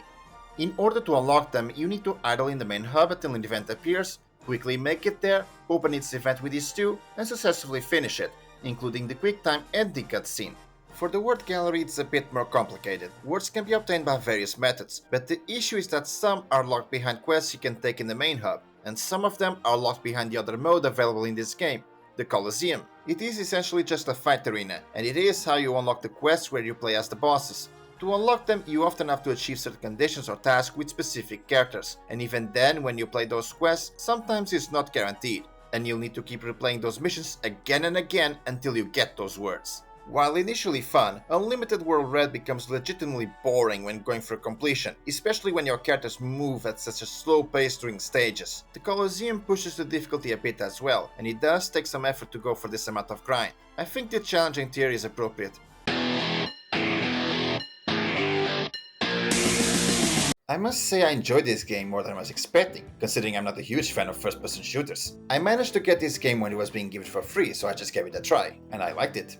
Achievement-wise though, there's a lot of complicated ones here. You need to beat the game once while not killing any human besides mandatory ones for Shadow Ranger, beat the game in Ranger Hardcore, a difficulty that completely disables the entire HUD and makes you way easier to kill, get both endings by gathering or ignoring moral points, find all collectibles in the shape of the diary pages and instruments, this annoying section where you have to kill the mutants before they even touch your vehicle, gather all the artifacts in one of the DLC levels, which I refuse to even try to pronounce the name, and the one that drove me nuts, beat a huge mission in the DLC stage, the Tower. Screw that one. While I did enjoy the story, I really wish there was a way to skip cutscenes, because when you're playing the game for the third time it becomes legitimately mind-numbing, having to wait for NPCs to finish talking 90% of the time.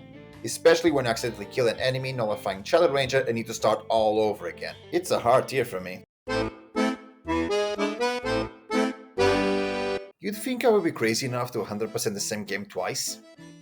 Yes, I am!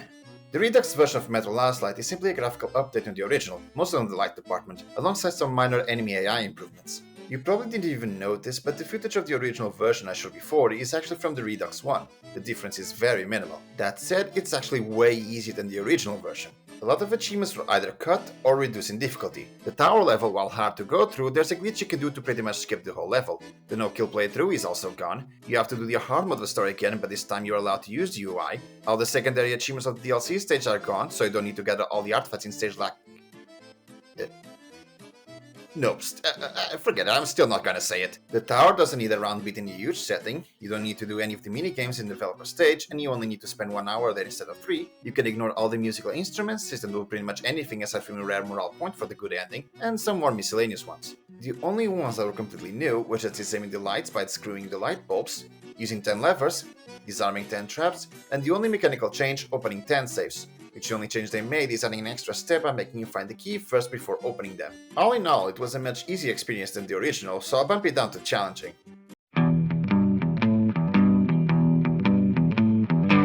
The remastered version of the original first entry in the Metro series, Metro 2033, was very straightforward compared to Last Light. The hardest one was to do a playthrough in survival mode, which still wasn't that hard after the normal playthrough. Everything else was to kill X number of enemies with certain methods or weapons, find all collectibles, and complete certain stealth sections with no kills or undetected. Not much to say, very easy compared to Last Light, even the Redux version of it, so I'll bump it down even more to manageable.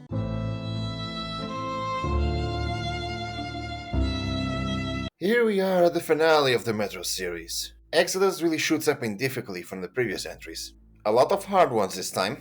In number, it has less levels, but it makes it up by having more open world areas with camps and ruins you can explore in between main objectives. And as a result of that, they went all in with the collectibles in addition to the difficulty ones. In the main campaign, you got 4 collectibles. The return of the diary pages, which are now 71, 21 postcards, 12 gear upgrades, and 3 toys which only appear in New Game Plus. As for noteworthy ones, you got Forest Child for beating the third open world level without ever attacking or being detected by a human, an RNG based one that will take repeated attempts to do this stupid stealth section with the boat, the return of Ranger Hardcore with your manual saves being disabled so you got to rely on autosaves, and Iron Mode, in which the only saves you get are the ones between levels, meaning if you die, you gotta start the level from all over the beginning.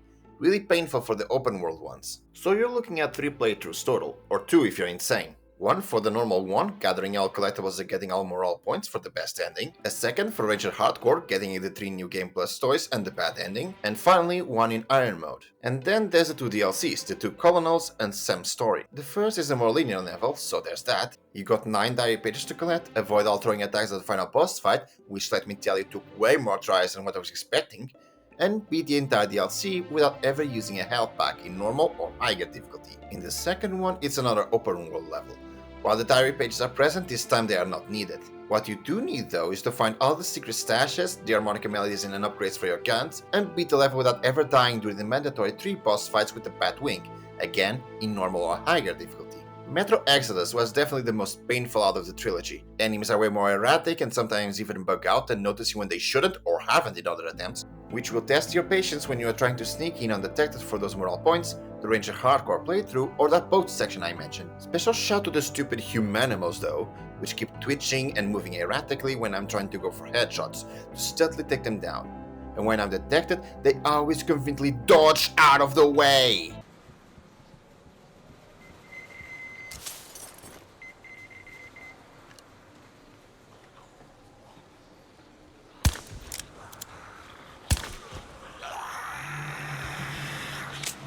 Oh my god, how is that not a hit? It's never a headshot when it's convenient for you.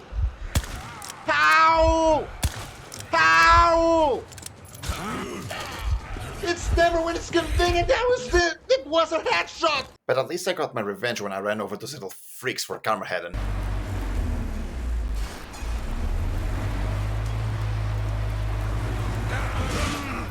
Oh, I love that. And in case you didn't notice in the intro for this entry, yes, there's an enhanced version of this game. I didn't even bother to record anything for it, as it's literally the same, gameplay and achievements included. So I did all of this twice. So I can proudly say I finished all available Metro games. The only one I don't have is the original Metro 2033, as it has been delisted from the store years ago. So whatever, I fulfilled my quota for Metro games for the next 10 years. I'm putting these 2 in the challenging tier, but I don't want to see another Metro game anytime soon. Holy hell. No! No, no, no! No, no, no, no, no, no, no, no! No, no, no, no, no, no, no, no, no, no, no, no, no, no, nope, nope, nope, nope, nope, nope, nope, nope. Oh, for fuck's sake, no, no, no, no, I'm not going there. Oh, Jesus.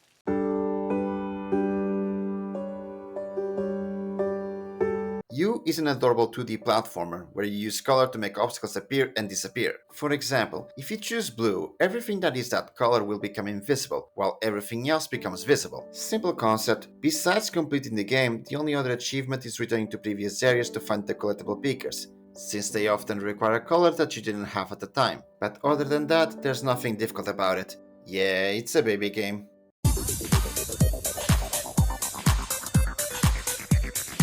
Here we have a game that is actually banned in certain countries. Postal 2 can only be described as politically insensitive. This game is full of dark jokes you'd see back in 2002. Hell, majority of the achievements are messed up to begin with, like drinking your own piss.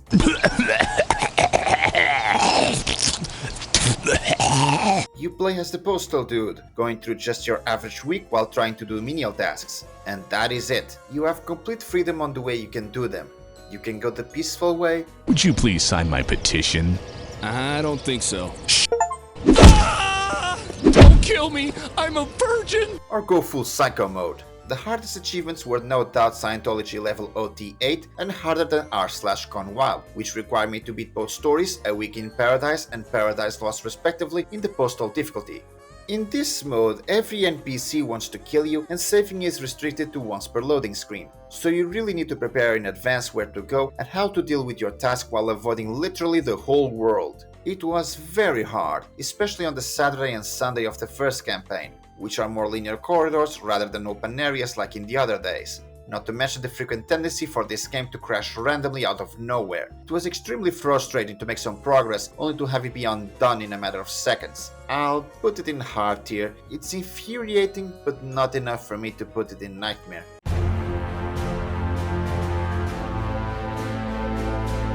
RuneScape is probably the reason I've been able to do some of the grindiest achievements I did. This game is all about grinding. You level up to unlock better methods to grind, so you get better XP until you max your stats and gain benefits, such as items, boosts, or gear. I think it's obvious by this point in the video, but when I say completing RuneScape, I'm obviously referring to the Steam achievements, because if you want to fully complete it, you have years, if not decades of playtime waiting for you.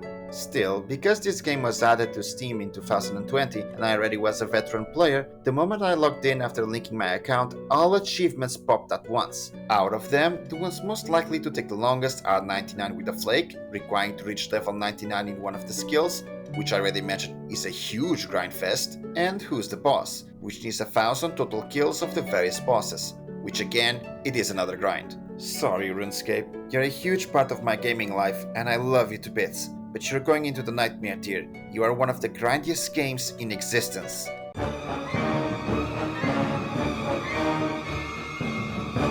Oh boy, this game. The 2014 release of Lords of the Fallen is a Souls-like, and that's pretty much all I need to say in terms of gameplay. Normally the game is very average, but there are so many tiny to major issues in here that makes this game miserable to complete. For starters, one of the ending achievements doesn't work properly. The game has a tendency to randomly crash out of nowhere, especially in the DLC area. The camera has frequent seizures during combat, making it very disorienting, especially in tight areas. I wouldn't be surprised if people actually got sick from watching them. And worst of it all, some of the enemies are designed to be as annoying to deal with as possible. Some that are particularly infuriating are these floating mages, who shoot you from a distance, can cast an electric cloak that reflects your damage back, can stack an unavoidable lifesteal attack on top of it, and just because it wasn't enough, they also explode on death. But out of every enemy in the game, the ones that take the cake are these damn ghosts. They are completely immune to physical damage, requiring either magic or a weapon that deals non-physical damage, which there aren't that many to begin with, and magic takes so damn long to regenerate, making them a snooze fest to face off. The worst part about them though is that the devs thought it was a good idea to make every enemy in the DLC like this! Nothing in this game made me as mad as making progress into this stupid area while half asleep from fighting these enemies, only for the game to crash randomly and undo everything. Look at this! Look at how little damage I deal! The reason this area takes so long to go through is because it's a rotating labyrinth, and when you need to explore every corner for the achievements, those crashes will make your heart sink. And I didn't even touch on the other achievements or the stupid final boss. To fully 100% this is a monumental task. First you have to find every note, with some of them being locked behind New Game Plus. Then you have to fully loot all the portals, which only unlock when their matching boss has been defeated. And then, at the very least, you'll have to complete the game a minimum of 3 times, since you have 3 possible endings and you need to beat it with each starting class. Now, the class ones were fine, no issues, since you're allowed to add a new one every New Game Plus. The issue lies in one of the endings, like I mentioned before. You see, what determines the endings is what you do with the rune you get near the end of the game. The rune functionally works as an upgrade to fit into your gear. Supposedly, it should work like this. If you put it into your armor, you'll get the human ending. If you put it into your weapon, you get the Rogar ending. And if you don't use it at all, you get the balanced ending. The problem is no matter which normal weapon you equip it with, it doesn't trigger the Rogar ending. Instead, it will give you the human one. So how do you get it? By putting it in a very specific part of your gear. Your magic gauntlet. One of the unique mechanics of this game is that early on you acquire this item, and it allows you to consume some magic to throw some projectiles for some free damage at times. But like I mentioned, magic regenerates at a snail's pace, so it often doesn't play much of a role besides some free damage from time to time. So naturally, for most people, putting the rune in the magic gauntlet doesn't even occur to them as an option. I noticed this achievement did unlock, and immediately closed the game hoping it returned me to the point before the final boss, which thankfully it did, so I could then do it properly. But imagine you don't realize it, and now you need to do another playthrough just because of a stupid bug.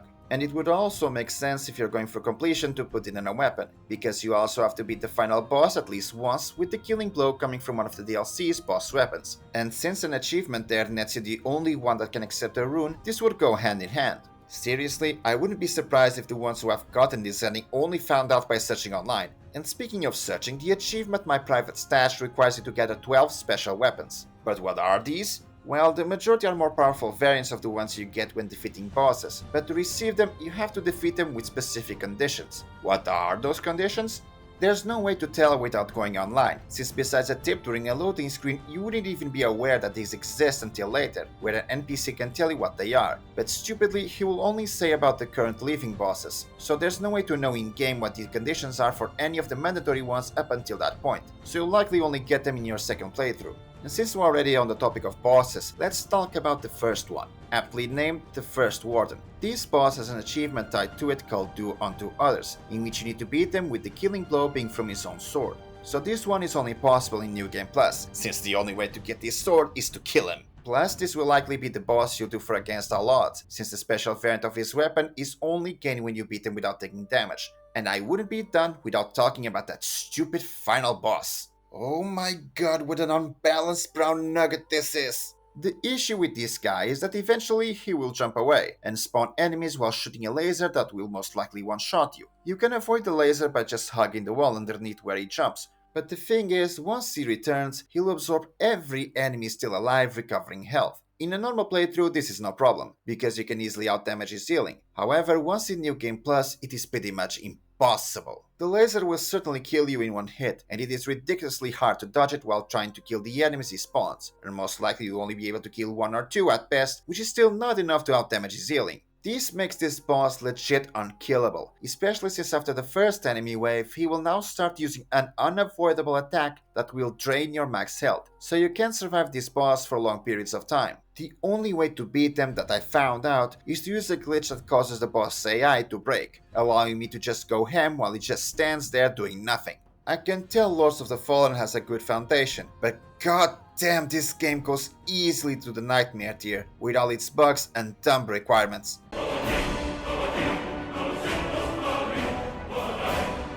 It's Skyrim, do I have to insert an arrow to the knee joke, or beat up Nazim for asking me for the 1000th time if I go to the Cloud District to explain this game? Skyrim is definitely one of my all-time favorite games to play.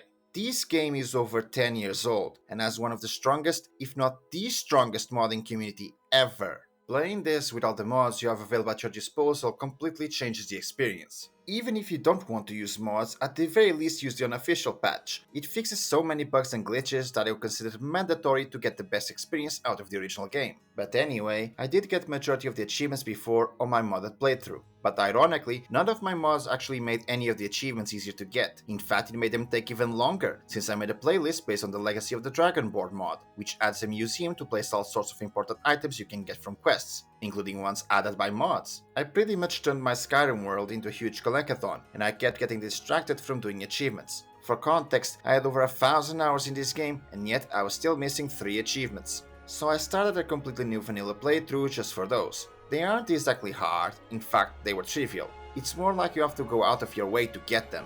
I'd instead say the hardest ones are finishing all questlines and gathering 15 Daedric artifacts, since some of them are missable. But for curiosity's sake, the 3 that were left were fully unlocking the Soul Tier Shout, poor Durnevere I never summoned in once from the Soul Cairn, fully constructing all 3 houses from the Heartfire DLC, I usually only need 1 house, so I didn't even bother with the other 2, and riding 5 dragons using the Bandwheel Shout. Turns out Bandwheel isn't all that great of a reward for completing the Dragonborn DLC when I got more powerful stuff around by that point of the game. Skyrim, I have to put in manageable. It takes a bit of time, but nothing is overwhelmingly difficult, especially if you have a guide to avoid missing those Daedric artifacts.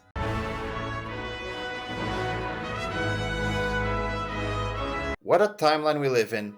Never in my life I expected to witness someone like Bugs Bunny go up against Jason Voorhees. But here we are! Multiversus is a platform fight on the likes of Smash Bros, with the mechanic that makes it stand out being it focusing more on 2v2 rather than 1v1. You got characters from Looney Tunes, Scooby-Doo, DC, Steven Universe, Rick and Morty, and many others. While I enjoyed going around beating people with a mallet, fully completing it was a grindy experience simply because of Party Animal, which has you play 500 games while teaming up with a friend. A majority of the achievements also require to do certain types of knockouts X amount of times, like projectile knockouts, spike knockouts, low damage knockouts, and the hardest type, double knockouts. Certain characters might have an easier time than others getting these. Bugs Bunny in my case helped with the projectile and double knockouts since his rocket has a huge hitbox, hits hard as a truck, and is a projectile.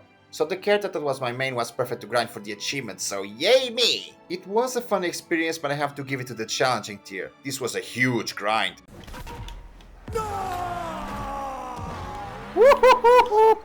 Focus now.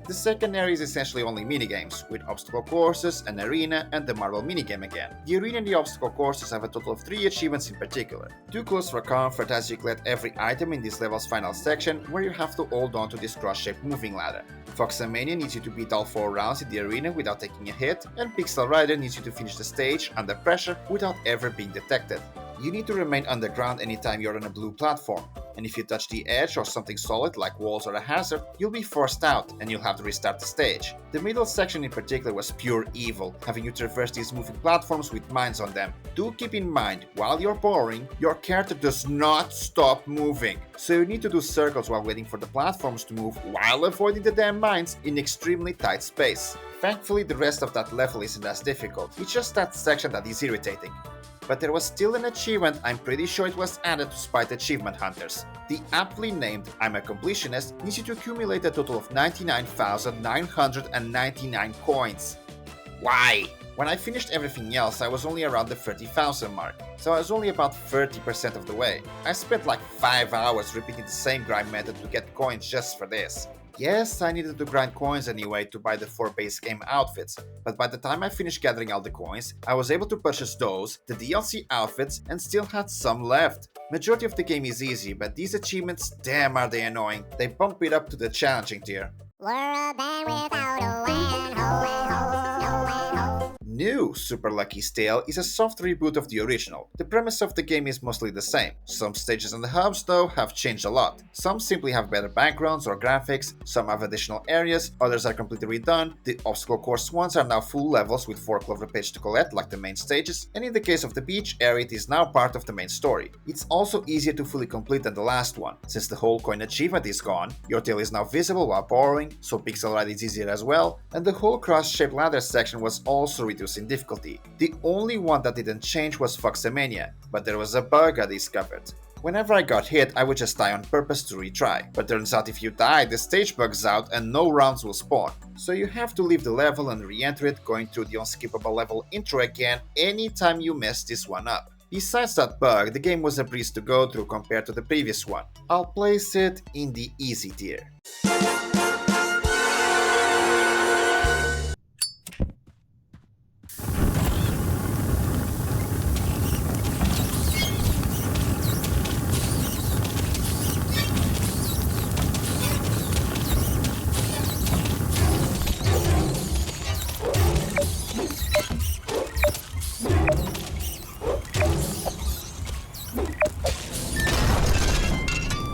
Sorry about that. I needed to exterminate some minor pests. Kill it with fire is exactly what it describes. You gotta murder these pesky little nobs out of existence any way you see fit. Hit them with a frying pan, use a vacuum cleaner, explosions, guns, fire, you name it. To fully complete it, you need to find all the equipment, batteries, upgrades and flavors, and do some random miscellaneous ones, like killing a spider after 360 with an assault rifle, mowing the lawn, blowing up the gas station, or burning the money in the safe. Besides that, some of the items to collect are locked behind some tasks or challenges like the Arachno Gauntlets or beating levels in Halloween or Christmas mode. Some of the gauntlets are a bit hard, but you can go back once you get better items or modifiers if you have trouble doing them. The energy drink in particular is a godsend. This is an easy game, unless you have arachnophobia.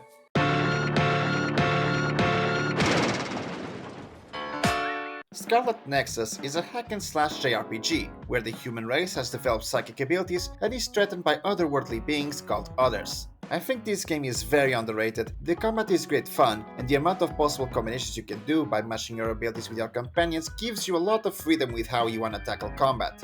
The powers you have access to are fire, electricity, duplication, hyperspeed, invincibility, teleport, invisibility, clairvoyance, and doubling up psychokinesis when teaming up with the other protagonist. Once fully upgraded, you can have up to 4 of these abilities at the same time, allowing for some busted combinations. To fully complete Scarlet Nexus, you need to beat both campaigns, view every character episode, and my favorite but also the grindiest, give each of your teammates each type of present at least once. It helps that you can see which teammates will receive each present, and if they already did. It is also such a cool feature seeing those presents appear in their spaces, or sometimes even using them. Some of my favorites is the invisibility guy with the magician's set and the fire girl doing exercises with the abdominal wheel roller. only for her to fall on her face. You gotta love this type of attention to details like these. Scarlet Nexus can be a bit grindy since the majority of the character episodes tend to be just cutscenes, and sometimes you'll have to grind some enemies for some drops to craft their presence. But it's still a good game and can be easily fully completed if you try. I'll place it in manageable.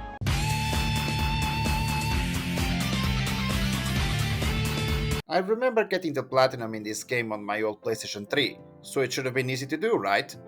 Not really.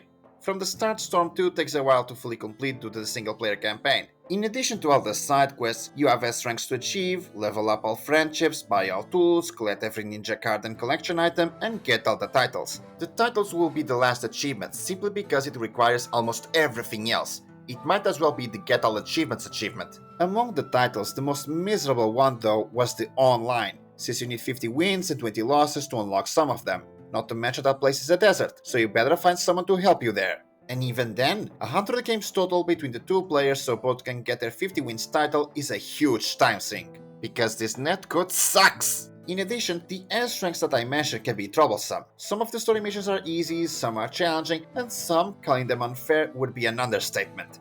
Looking at you, second fragment fight. I'm gonna put this in challenging. If it weren't for the awful online experience and some of the S ranks, this could have been manageable. The first game was a bit of a disappointment from a completion perspective. For some reason, achievements require only about 50% of the game. What's the point of the collectibles if you only need half of them to 100% the game? This is insulting! But to be fair, maybe that's for the best. Some missions are extremely hard or have ridiculous bonus conditions to meet that at some point left me thankful that I didn't have to do them. I'm gonna have to put this at minimum in challenging, but would easily go into hard or even nightmare tier if you actually needed to 100% this game.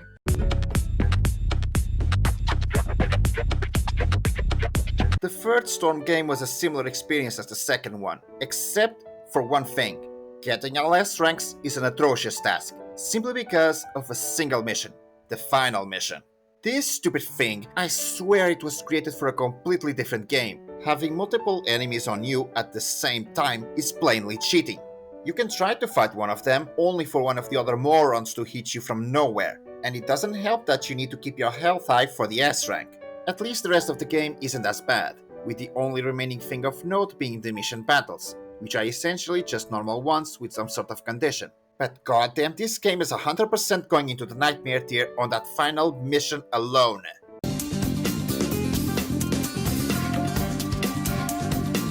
Revolution is in my opinion the most boring of the Storm series so far to fully complete. It has a few extremely short stories and a massive amount of tournament matches. Most of the game is going to be spent in the non-canon tournament. You have to complete all the challenges and tournaments from D to S rank and the survival challenges as well in the free battle mode.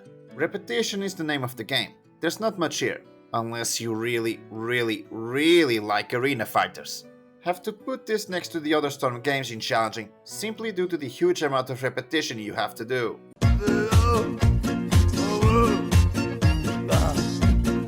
Bum Simulator is an hilarious open world game. Like the name says, you're a bum, and gotta learn the way of homelessness to survive. This game is very easy to fully complete. There's tons of fun and random ones to do, like dying in a multitude of ways, taking a shower, begging the police for cash, and listening to the full main theme song.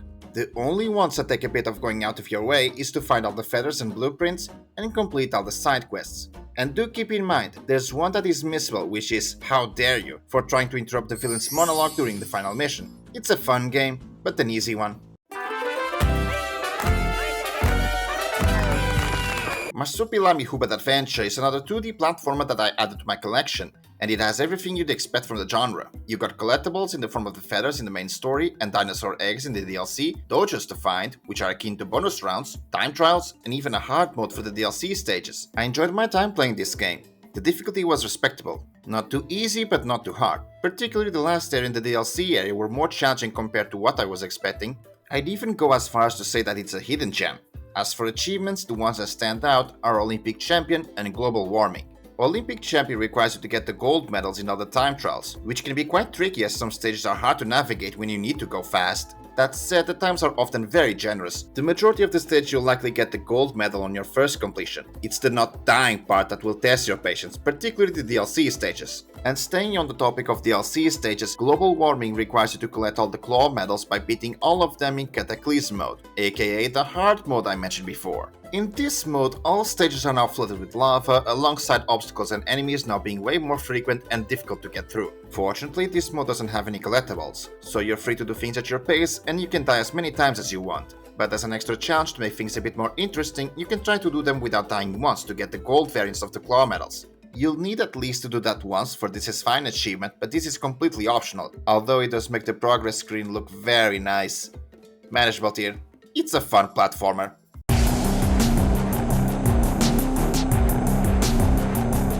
There Is No Game is an extremely short and funny point-and-click puzzle game. There isn't much of any difficult achievement. You simply finish the game twice, once per each ending, and some random funny ones. This game feels like watching a cartoon where you interact with the environment. Quite literally the easiest and by far my fastest 100% in my entire library. Baby tier.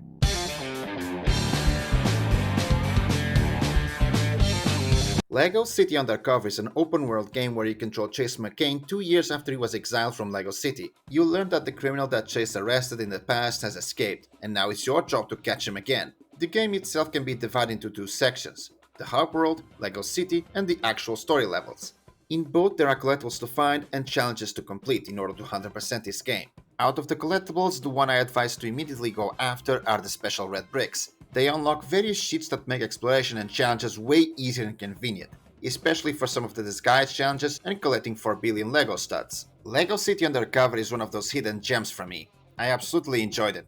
Nothing in particular is challenging or anything, but you got a ton of stuff to do in the hub in particular. I'll put it in easy. It's a collectathon, but a very chill one.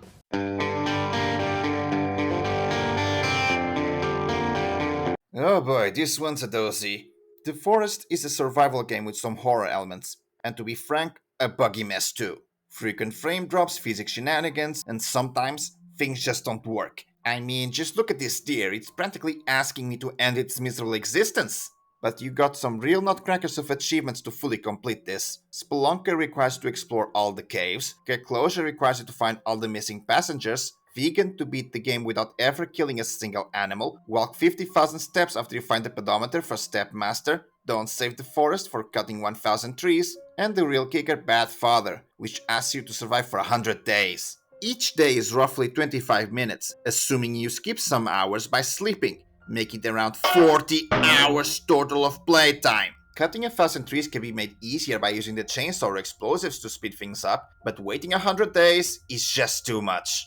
By the time I was ready to go for the final area to complete the story, I was only on day 10, so I still had 90 days worth of time to fill. Most of the time I spent cutting trees to build random things while listening to some music or video in the background. But still, once I was done with the tree cutting, it was just standing there waiting for the time to pass. I'll put the forest in the challenging tier. The rest can be reasonable to do, but those 100 days took way too long.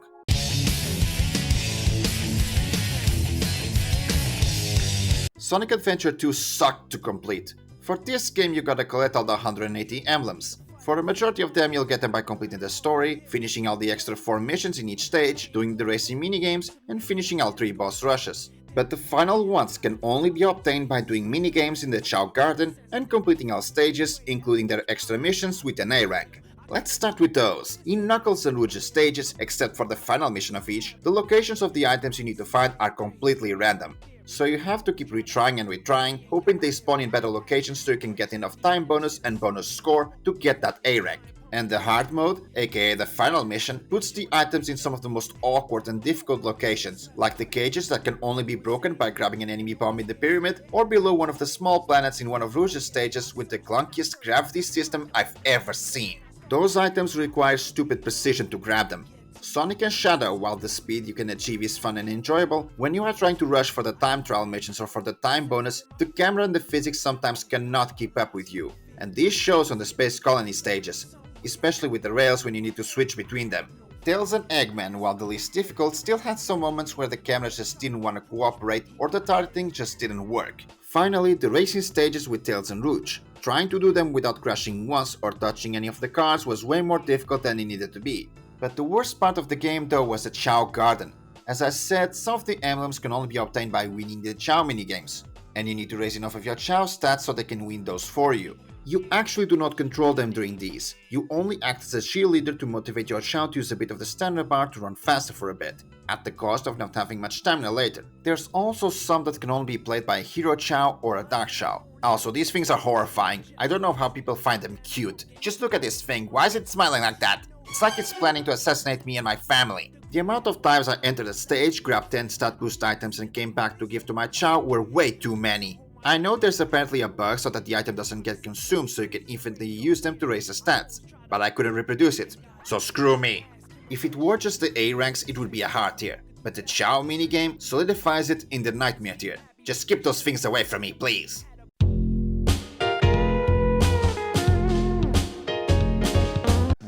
I didn't learn my lesson, didn't I? Sonic Adventure 1 has similar issues as the sequel. No ranks this time, but you still have additional missions, only 2 instead of 4 at least, and you gotta do them for all 7 characters. Sonic still suffers from the physics, plus you need to do his missions twice, technically, since you later unlock Metal Sonic who plays exactly like him. Knuckles is fine for the most part, the only annoying part is the time trial missions, because once again, the items to find are randomly placed. Tails races were fun, but the airplane missions sucked, Amy's were a slog to go through, she's so slow, and Omegas were the ones I enjoyed the most. But there's still one character missing, and anyone who has played this game before knows who I'm about to say and dreads this stupid character. Big the Cat. What a major back pain these characters' levels are. For big stages you gotta go fish to get his pet frog, but the extra missions make it so you have to catch fish first with a certain weight before the frog. The problem is the fishing minigame just doesn't work. I was watching guide after guide after guide and I still had no idea how this thing functions. You pull in the fish slowly to avoid breaking the line, so you tiptoe around it slowly making progress. But at any time the fish can just decide to swim away and there's nothing you can do to stop it.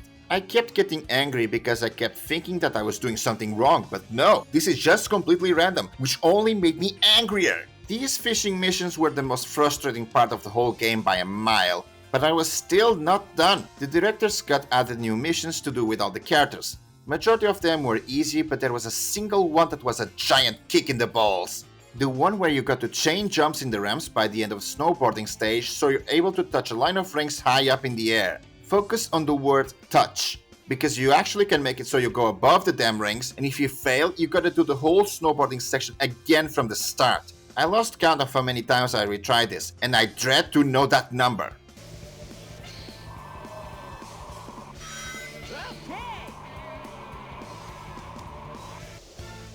Yes! Thank God, it's done. Oh, by the way, there's also the Chow Garden. Nightmare tier alongside your sequel before I turn into the real-life version of Eggman, you damn hedgehog. Sonic Generations was released to celebrate the 20th anniversary by allowing you to play both modern and classic versions of the Hedgehog.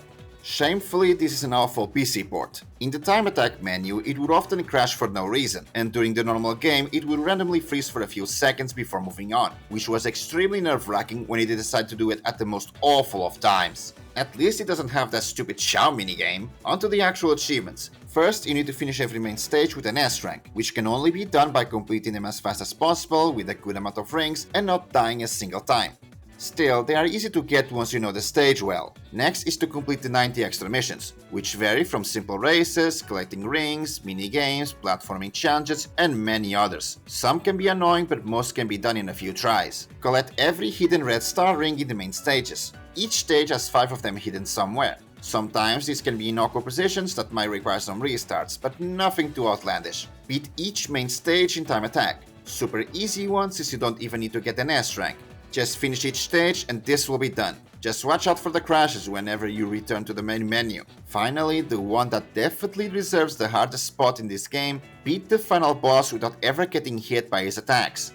Normally the boss isn't that hard, but doing it without getting hit is another thing. In order to damage him, you need to keep boosting to keep up, and eventually crash against the core. The problem is you need to time your approach, because if you start attacking it after you just release the homing missiles, they will hit you while you're there. The strategy, therefore, is to get as close to the boss as possible, wait for an attack that is not the homing missiles, and go for it, making this a painful game of endurance, especially when he's switching between the 3D and 2D sections, putting you all the way back again. There's also other annoyances. The tunnel often does not match your actual area you can move around, and the debris, which while they do not count as a hit for the achievement, can slow you down when they hit you. Sonic Generations, while it has its awful section, as an overall package it is overwhelmingly easier than the adventure games. Manageable tier.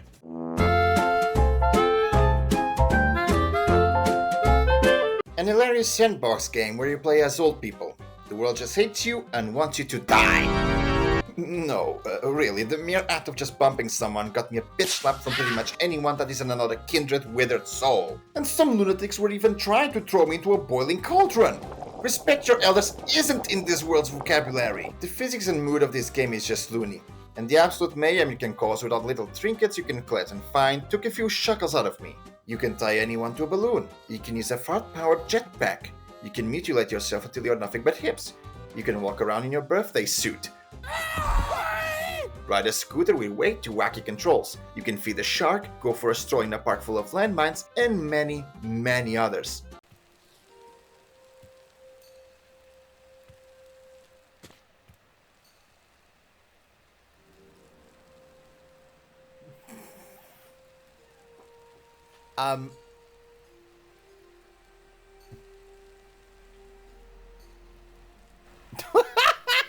Unfortunately, all the funnies come at a price. 100% of this game is a one-way ticket to hell, and really makes you feel like life is really telling you to just die. The physics and controls, while funny, when it comes to achievements, they're your worst enemy. Some tasks you need to do from your bucket list will make you start praying to the gods so that the physics are on your side. An arm and a leg, which is a part of the Challenge Appears achievement, was a bit difficult, but that's only because I played this solo. In the map there's 7 gates that will only open if you're missing specific body parts and no more than that. Since I was solo, I had to rely on random chance to try to lose the specific things I needed to unlock the doors. If I were to play this in co-op, the other player could just shoot the specific limbs to remove them, making this task trivial.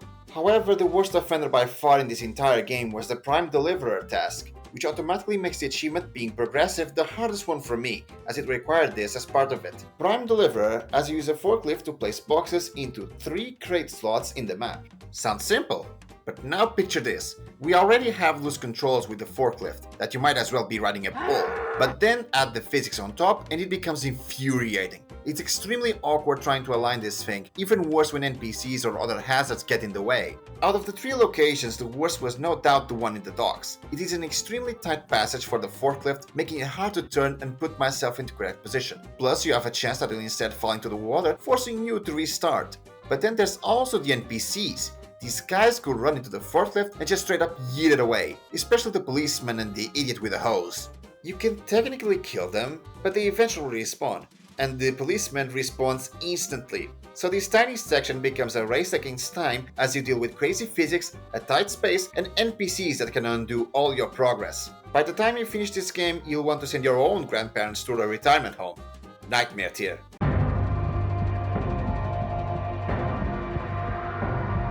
Mortal Shell is a short ED Souls-like, with the mechanics that make it differ being the hardening mechanic, which turns you into a statue until you let go or take a hit. Typical of a Souls-like, Mortal Shell is hard to complete, but the hardest ones were Forever Alone, Life is Suffering, and No Lifer. Forever Alone and Life is Suffering go hand in hand. Essentially, you need to beat the game without ever bonding with a shell and in the Dark Obsidian form respectively. The latter forces you to renounce any shells you have, so they complement each other perfectly. The thing is, without a shell, you have an absurd stamina bar, but on the other hand, everything will one-shot you. So you have to go through the entire game with 1 HP. Thankfully, you can avoid a good portion of the mobs and go straight to the bosses. Plus, all of them have very basic movesets, so they are very easy to learn, especially with that get out of jail free card that is the hardening mechanic. Only the final boss gives trouble, but that's only because he will summon mobs to annoy you at some point. Then there's No Lifer, which is similar in nature but only in the DLC. In this mode, the game turns into a roguelike. Pillars will now spawn around the map, and when you interact with them, they will give you a choice between 3 things. It can be a stat boost such as health, extra damage, or simply the key to move on. No life fail requires you once again to beat this mode with the Dark Obsidian form. The only difference here from the main game is that instead of dying in one hit, your health is slowly draining, and you must touch the pillars to regain it, turning it into a messed up time trial where you can die once. Mortal Shell is one hell of a game to fully complete with these requirements. Even though I enjoyed these short Souls-like, I gotta put it in the Nightmare tier because of the Obsidian form achievements. They were hard. But hey, at least you can pet the cat. How many Souls games allow that?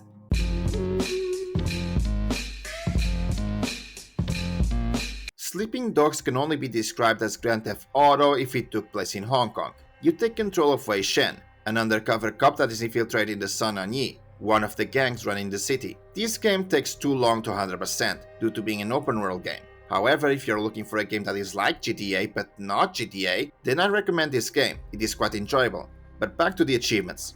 You have side missions, including extra police cases, car thefts, payment collections, races, random events, and martial arts tournaments, collectibles such as lockboxes, health shrines, cameras, clothing and vehicles, and finally the Golden Stars, awarded for doing certain actions multiple times, like bones broken, headshots, disarms, cars destroyed, and so many more. And this is only about the main campaign.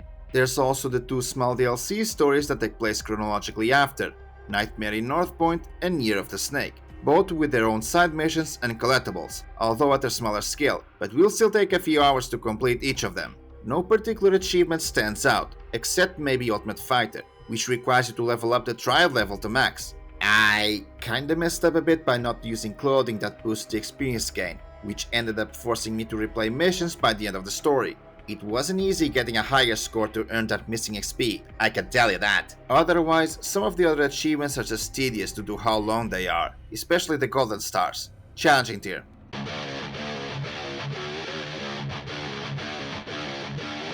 What an utter disappointment this game was. It should be an easy concept. You get to turn into a badass werewolf and rip and tear things up. But no! Werewolf the Apocalypse Earthblood is a buggy sleep-inducing button masher with some mediocre stealth sections. The only difficult part about this game is trying not to miss one of the 134 spirits and 6 side quests, because if you do, you gotta restart the entire game. It also doesn't help that one of the achievements is completely bugged, that being Protect the Herd.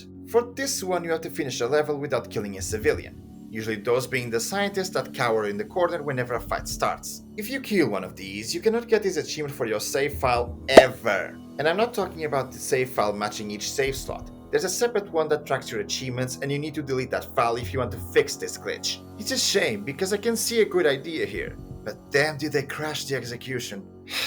I'm putting this game in the easy tier, but it could have easily gone to the baby tier if it wasn't for that bugged achievement.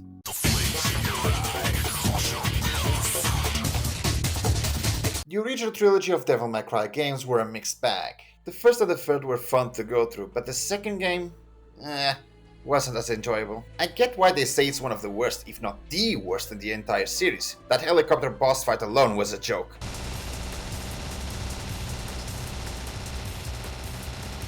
Regardless, across the board, the toughest achievements were to complete all 3 games in the hardest difficulty. But for game-specific ones, you had to get all entries in the enemy files in the first, getting an S rank on all stages on the third, and finding and completing all secret missions in all 3. Some would say that the Bloody Palace in the second and third game are also hard, but the thing is you can cheat so easily with the super characters which trivializes the entire mode. Devil May Cry is a fun series. With the exception of the second one, it was a blast playing through these games. Although there were some enemies that really tested my patience. It's ridiculously hard, but not enough for Nightmare since it was fun.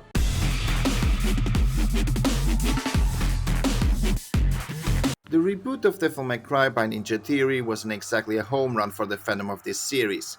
From the new Dante and Virgil, to the supporting cast, to the villain, the overuse of swear words just because. Yeah, the story of this reboot is just even if you're coming at it with an open mind. The only thing I enjoyed was the limbo, where every stage has twists and warps to reveal its demonic counterpart, and they make some very unique visuals with this. Fully completing this game though was miserable. In both the main campaign and the DLC, you gotta find all the lost souls, reach a triple S rank in all stages in the Nephilim mode, unlock all secret doors to access the secret missions, buy all upgrades to both characters, and finally beat the game in all difficulties, including Hell and Hell mode and Dante Must Die. These 2 modes were such a frustrating experience, especially when enemies that can only be damaged by either of 2 types of weapons start to show up. Just like the first 3 games, the reboot is around the same level of difficulty. I'll also put it in hard. After the original trilogy was already hard to get those high difficulty playthroughs, I was dreading Devil May Cry 4, because this game turns it up a notch.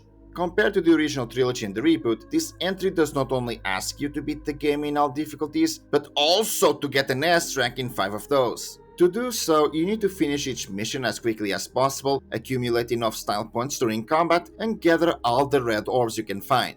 Thankfully, you have 3 campaigns to choose from, and Lady and Trish's are the easiest of the 3 to get all S ranks. This is because these 2 characters have extremely cheesy moves that allows you to rush through the S ranks like no tomorrow. Lady on one hand can deal absurd damage and accumulate style points with just 2 moves, and even then, some of her other moves can deal even more damage when the opportunity arises.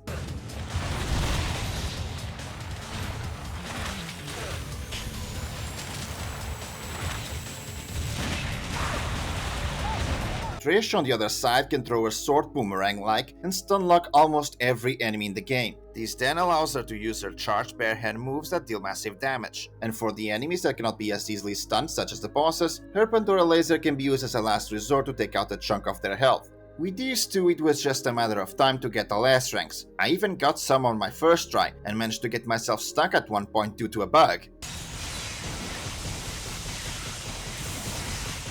Whoa! I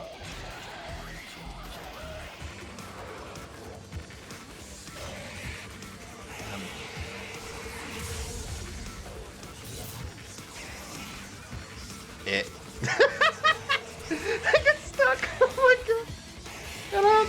I can't do... Oh, there we go. The only other part of the game to talk about is the Bloody Palace, which makes a return. Once again, like in the second and third game, a lot of the achievements can be easily cheesed with the use of the super costumes. However, unlike in the main campaign, Trish and Lady here are the only characters who do not have those, so you'll have to at least beat it twice with normal conditions. It is still a breeze, however, just use the same tactics as the main campaign. Besides that, just use Super Dante to beat the final boss without taking damage, and remember to toggle on turbo mode for at least one of the runs. Devil May Cry 4, while it has some junk like the targeting system, why? Target the one that's closest to you! God damn it! At the end of the day, I'll be putting it in the hard tier. Initially, I was afraid that this would be too much due to needing all those S ranks, but my fears were alleviated with Lady and Trish. Thank you, ladies!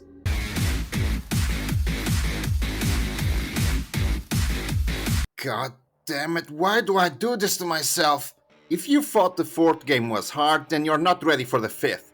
Similarly as the previous entry, the 5th game takes it a step further for 100% completion. Not only do you have to S-rank all the same difficulties as before, except Legendary Dark Knight, which is missing from the PC version, but this time you also have to S-rank the Hell and Hell difficulty. What makes this mode so hard? Well, the enemies are set to Son of Sparta mode and... oh right, you die in one hit!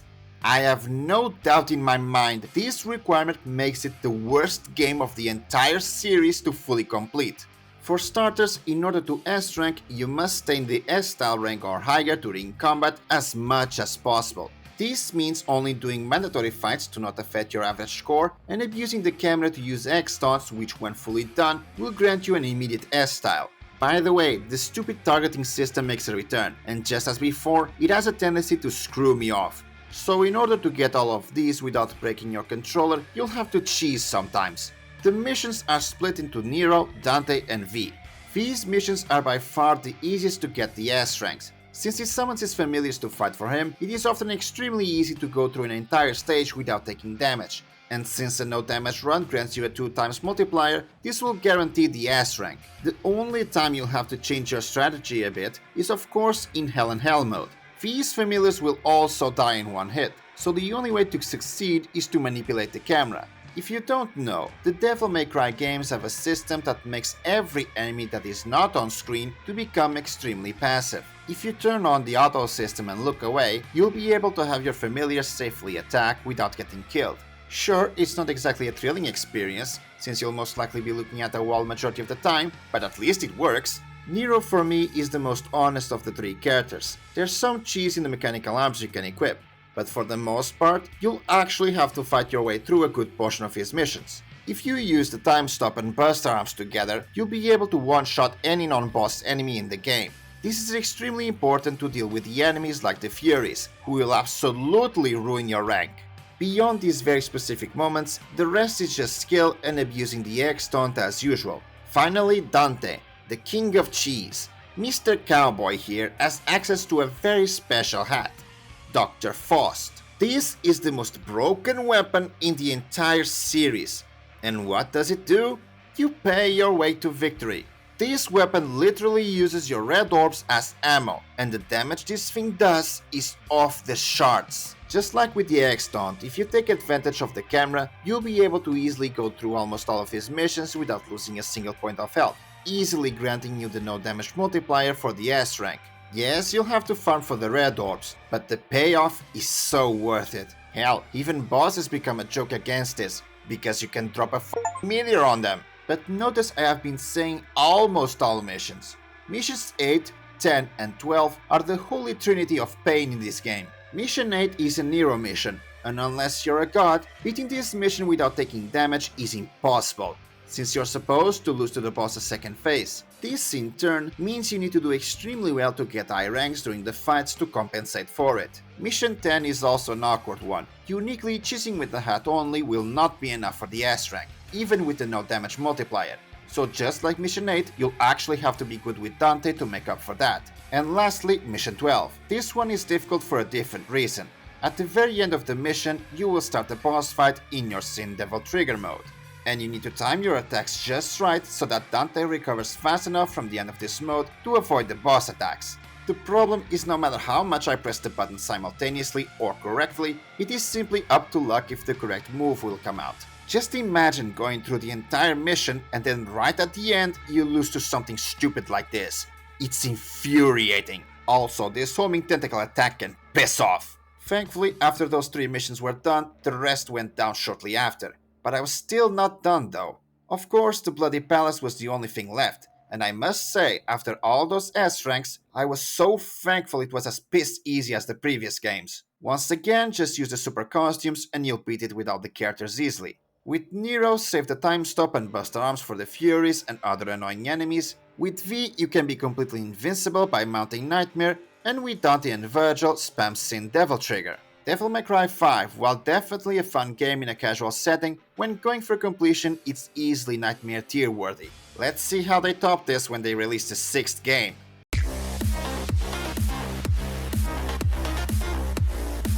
I bet you weren't expecting a racing game now of all things. Hot Wheels Unleashed is very straightforward in terms of racing games.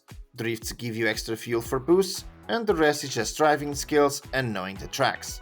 For 100% completion, you need to fully complete the main campaign by fulfilling the unleashed goal of each node. For normal races, the goal is simply to finish first, which is a trivial task when you can do it in the easy difficulty. But then you have the time trials. Those are the ones where you'll start to suffer.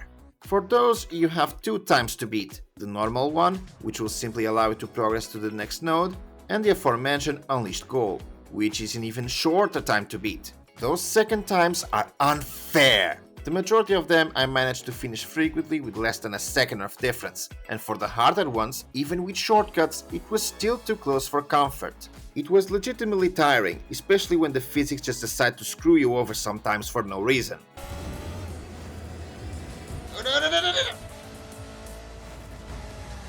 Why? Why you do that? I swear to God! Why you do that? Oh my God, I hate these stupid ramps!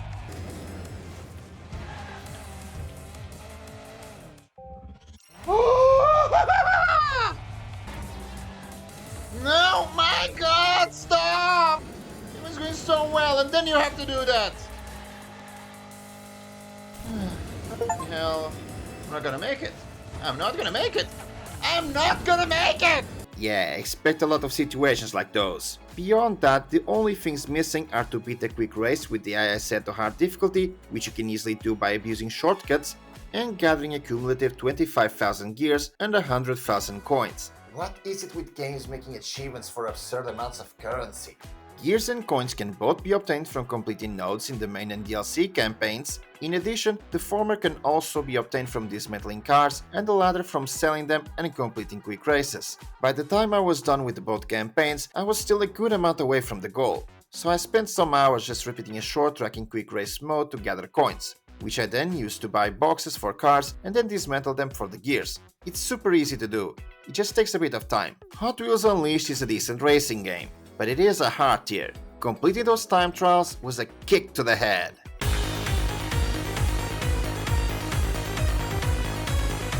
God damn this game. Umineko might be easy to fully complete in concept since it is a visual novel, but holy Beatrice, this story is good. Involving a murder mystery set on a remote island during the family conference of the wealthy Ushiromiya family, this story is filled with mystery, twisted logic, despair, hope, and too many maniacal witches ready to mock you at every second.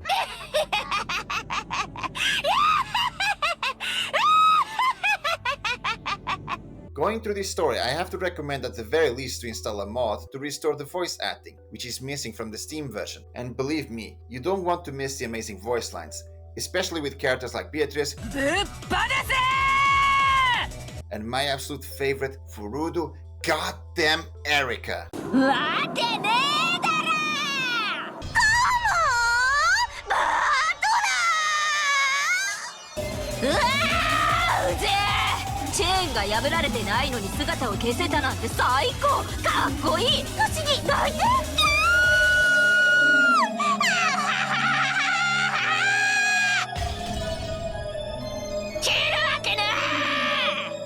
This character, I swear.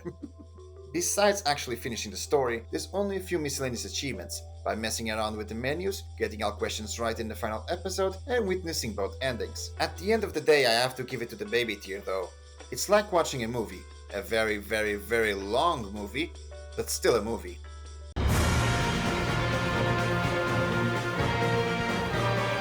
Dragon's Dogma. One of the hidden gems of 2012. A dragon steals your heart, quite literally, after being impressed by your failed attempt at fighting him. You then become arisen, an ageless being that can only die in combat as you embark on a quest to recover your heart with the help of pawns. Human-like beings from beyond the rift that have no will of their own. These pawns will serve as your party members, and you can have up to 3, with one being your own personal pawn, and the other 2 you recruit them from other players. Majority of the time they'll help you fight enemies by giving hints or taking the initiative, and offer tips for quests if they already experienced them with their own player, or while recruited with another. Make sure to switch every once in a while your 2 recruitable pawns, as only your main pawn levels up with you, and it's even recommended to do that since you need to recruit 70 total for an achievement. While I'm at it with the pawns, they are helpful, I get it. They complement both yours and your main pawn's classes, but sometimes I gotta question their intelligence. There were times when they either did something stupid, stood there doing nothing while I got my ass kicked, or straight up caused the trouble in the first place.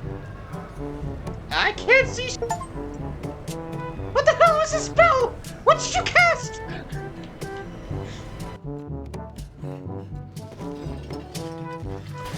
Stop trying to attack me, you little idiots! No! You little idiot! You are a stupid idiot! You're a little idiot and you me! Oh, for fuck's sake!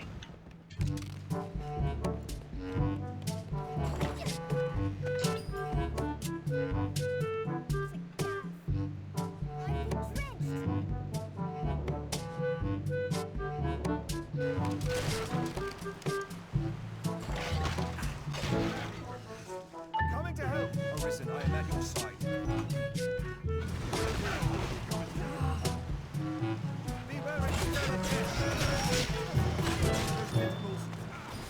And this is just the beginning. Being an RPG game, naturally this is a long game to fully complete. For starters, you'll have to at least beat the game 3 times. One is your normal playthrough, another is your New Game Plus and Hard mode, and the third is your speedrun mode. In your first and most likely second one, you have to complete every single main and side quest at least once across both playthroughs. The thing is, a lot of them are only available during certain time frames, and if you do not find them knowing what to do to trigger them, you'll most likely not even know they exist. And it's even better when they are, or have you go to locations where you encounter more higher level enemies, making you question if you should even go there, naturally making you miss them, thinking you have to progress through the main story to get stronger, only to find out it is too late and you failed those quests. By the way, by no means you should ignore the notice board quests. While you need to do 50 of them, it's extremely recommended to do them as often as you can, as they give extra experience and sometimes equipment. And since you need to accumulate a total of 350 unique equipment pieces and level up to level 200, you'll want every gear and experience point you can get your hands on. Next on the list is the DLC. Bitter Black Isle, a big dungeon full of high level and extremely dangerous enemies. You must be able to clear it by beating the final boss twice. Nothing will match the experience of this dungeon compared to the rest of the game. The area is extremely dark, especially as you go deeper into the dungeon, practically requiring a lantern 100% of the time.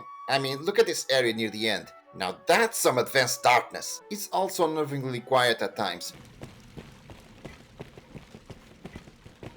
There are mimics ready to jump at you randomly from chests. Ooh, not you again! And every so often the remains of the enemies you defeat have a chance to attract more dangerous ones, including the Grim Reaper himself.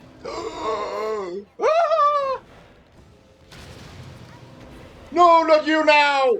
Which, speaking of, you also need to beat him once for another achievement. Seriously.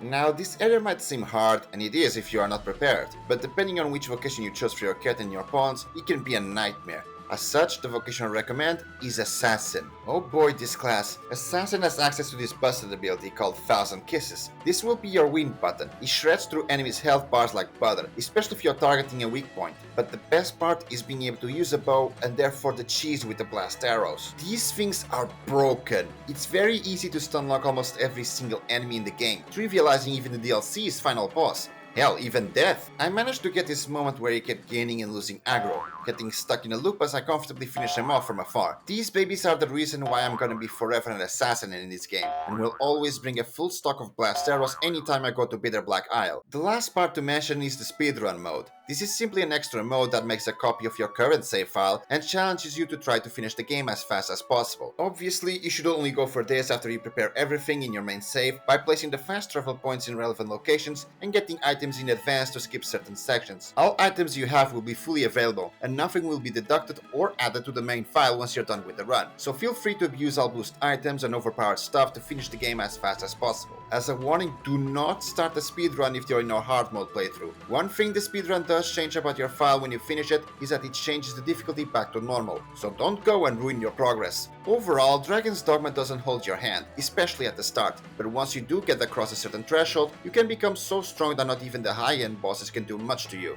It does still take a while to get there, and even then, depending on your class, certain enemies will be tougher to fight against, especially if you ignore cheese strats.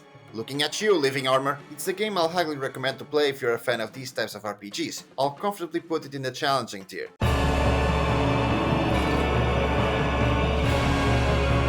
With a good number of Souls-likes already under the belt, you probably were wondering where the actual Souls game is. Do I even need to introduce it? Dark Souls pretty much started its old genre, and it's incredibly well deserved. It's a difficult but fair series, most of the time with a respectable grind to fully complete it. This game at least wasn't as difficult for me, since I already did complete it way back on my PlayStation 3. So I knew strategies for the bosses, item locations, and overall what was needed to fully complete it. But even when knowing all of these things, there's still some areas that drive me nuts, like the Wheel Skeletons area in the Catacombs.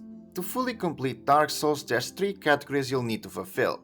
First, collect every single sorcery, pyromancy, and miracle. While the majority of them can be bought from their respective merchants, some are hidden behind secret areas or hard-to-reach locations, by correctly progressing NPC quests, or by raising your rank in certain covenants. The most egregious one was definitely the Sunlight Spear miracle. The covenant you need to join is already locked behind the 25 Fate stat requirement if you're playing offline, but it also needs sunlight medals to raise your rank.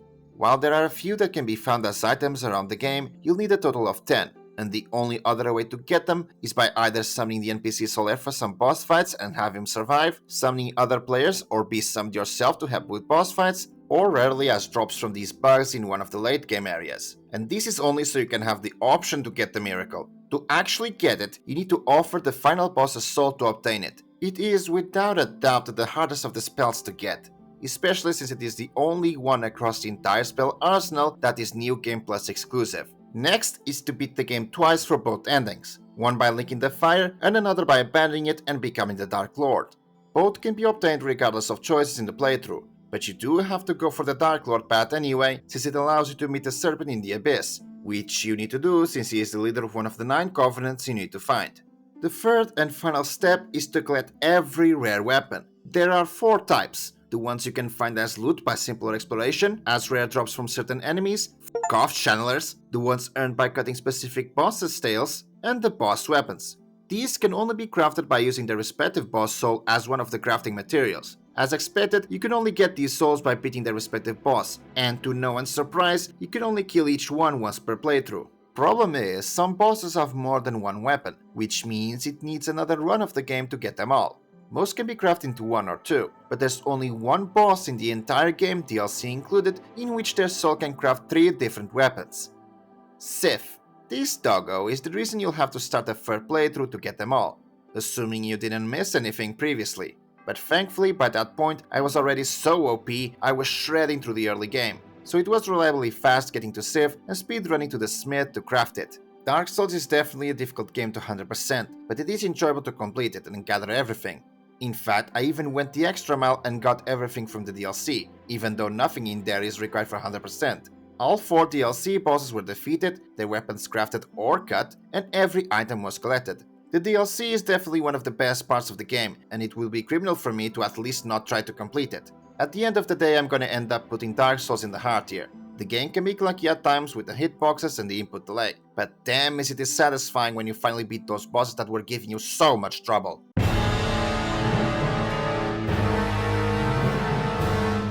Dark Souls 2 is commonly considered the black sheep of the series, which is unfortunate. I oddly often find myself enjoying this game, maybe more than its predecessor. The criticism is warranted though. The Dark Souls games are praised for its challenging but fair difficulty. The problem is Dark Souls 2 often takes the fair part away, particularly by trying to overwhelm the player with numbers rather than punish them for bad plays. Now, the first game has some moments like those, sure, but in the second, pretty much every single area has at least a section like that. Either multiple enemies will aggro on you, some enemy in the distance is harassing you with projectiles, or you have to deal with the enemies alongside some hazard or trap. Some bosses as well play into this philosophy. The Belfry gargoyles in particular are a nightmare. If you don't finish them off fast enough, you can get up to 5 of them on you. And Scholar of the First Sin edition takes it even further than the original release, as it has different enemy and item placements, sometimes making it even worse, and the achievements are no exception. Just like the first game, the bulk of the grind will be acquiring items. This time there's no achievement for rare weapons or anything like that, but the ones for acquiring all types of spells make a return, meaning sorceries, pyromancies, miracles, and the new hexes. You can get them from pretty much the same methods as before, by buying them from merchants, finding them as loot either as predetermined items or drops from enemies, raising your rank in covenants, and by changing some boss souls just like boss weapons. Additionally, this edition is unique in the regard that it is the only From Software game in which the achievements require the DLC, due to having been updated to include the spells introduced with them. In the Second King and Ivory King DLCs, you just need to grab them as loot from chests, but in the Iron King one, you actually need to finish the whole area, since you need the Soul of Nadalia, which can be exchanged for a pyromancy. However, even that wasn't a problem. The troublesome part here is the Covenants. There are 4 you'll need to deal with. The first is the Heirs of the Sun Covenant, which has a miracle as its rank 3 reward. So you'll have to either summon players or be summoned yourself and beat a boss, or you can farm certain enemies for the medals. Next is the Bellkeeper's Covenant, which requires 30 kills for a sorcery, gained from rank 2. Those kills have to be either players who invade in the Belfry areas, or the rare red phantom that sometimes spawns here. The other 2 are PvP focused ones that give you some unique spells when reaching rank 3, the Blue Sentinels and the Brotherhood of Blood. The issue here is that they don't go up by offering some item. Instead, they both require to get 500 player kills, with the latter making you lose progress every time you lose a fight. But thankfully, there is another way, and that way is his NPC. This guy uniquely sells items exclusive to some covenants, including the spells I mentioned, but only in New Game++, meaning you need to be in your 3rd playthrough. Naturally, I picked this option, since I couldn't be bothered to go online for God knows how long. Beyond collecting all these spells, the only other noteworthy ones is to get all gestures and properly progressing certain NPC questlines so they give you the equipment. Dark Souls 2 compared to the first game has less complicated achievements on paper, but its unfair difficulty really pushes this game to the hard tier, right next to its predecessor.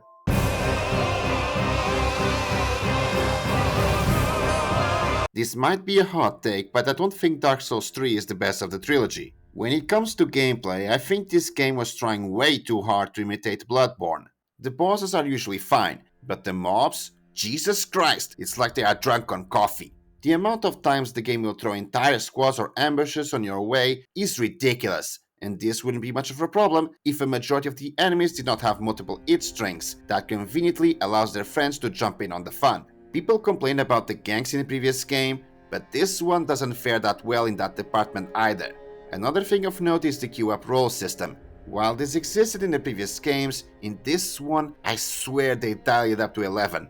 If you happen to press the roll button during a stun animation, your character will immediately perform it as soon as the animation ends. Now, this seems fine on paper until you get to moments where you accidentally roll because you mistimed the dodge. If you happen to be too late on the dodge button, this results in the input being registered during the hit animation, which means as soon as that ends, you'll jump away into God knows where. And since frequently both enemies and bosses have delayed attacks, this often results in you getting hit again while being completely out of your control. The amount of times this has resulted in bosses either getting a free hit or straight up killing me is way too high. This is hands down one of the most frustrating mechanics in the entire trilogy, and is partially responsible for a lot of my deaths during my playthroughs. So by my comments so far, I can say Dark Souls 3 was the hardest 100% of the trilogy. Not only do you have to for the third time get all the sorceries, pyromancies and miracles, you also have to finish the game a total of 3 times for the endings and get every single ring,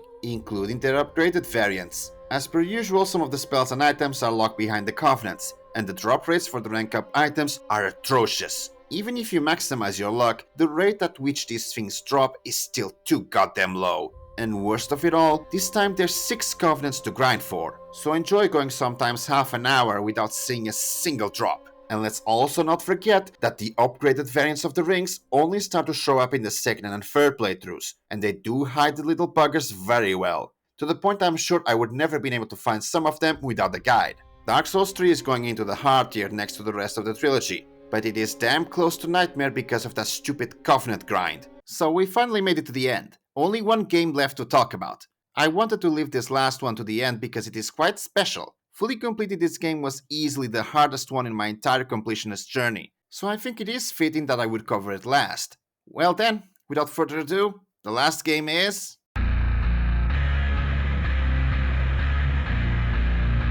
I've never had such a giant buyer's remorse as with Dead by Daylight. If for some reason you don't know about this game, it is an asymmetrical multiplayer horror game, where you can take control of a killer or one of 4 survivors. The goal of the matches is extremely simple. As killer, you have to find, down and hook survivors to eventually kill them.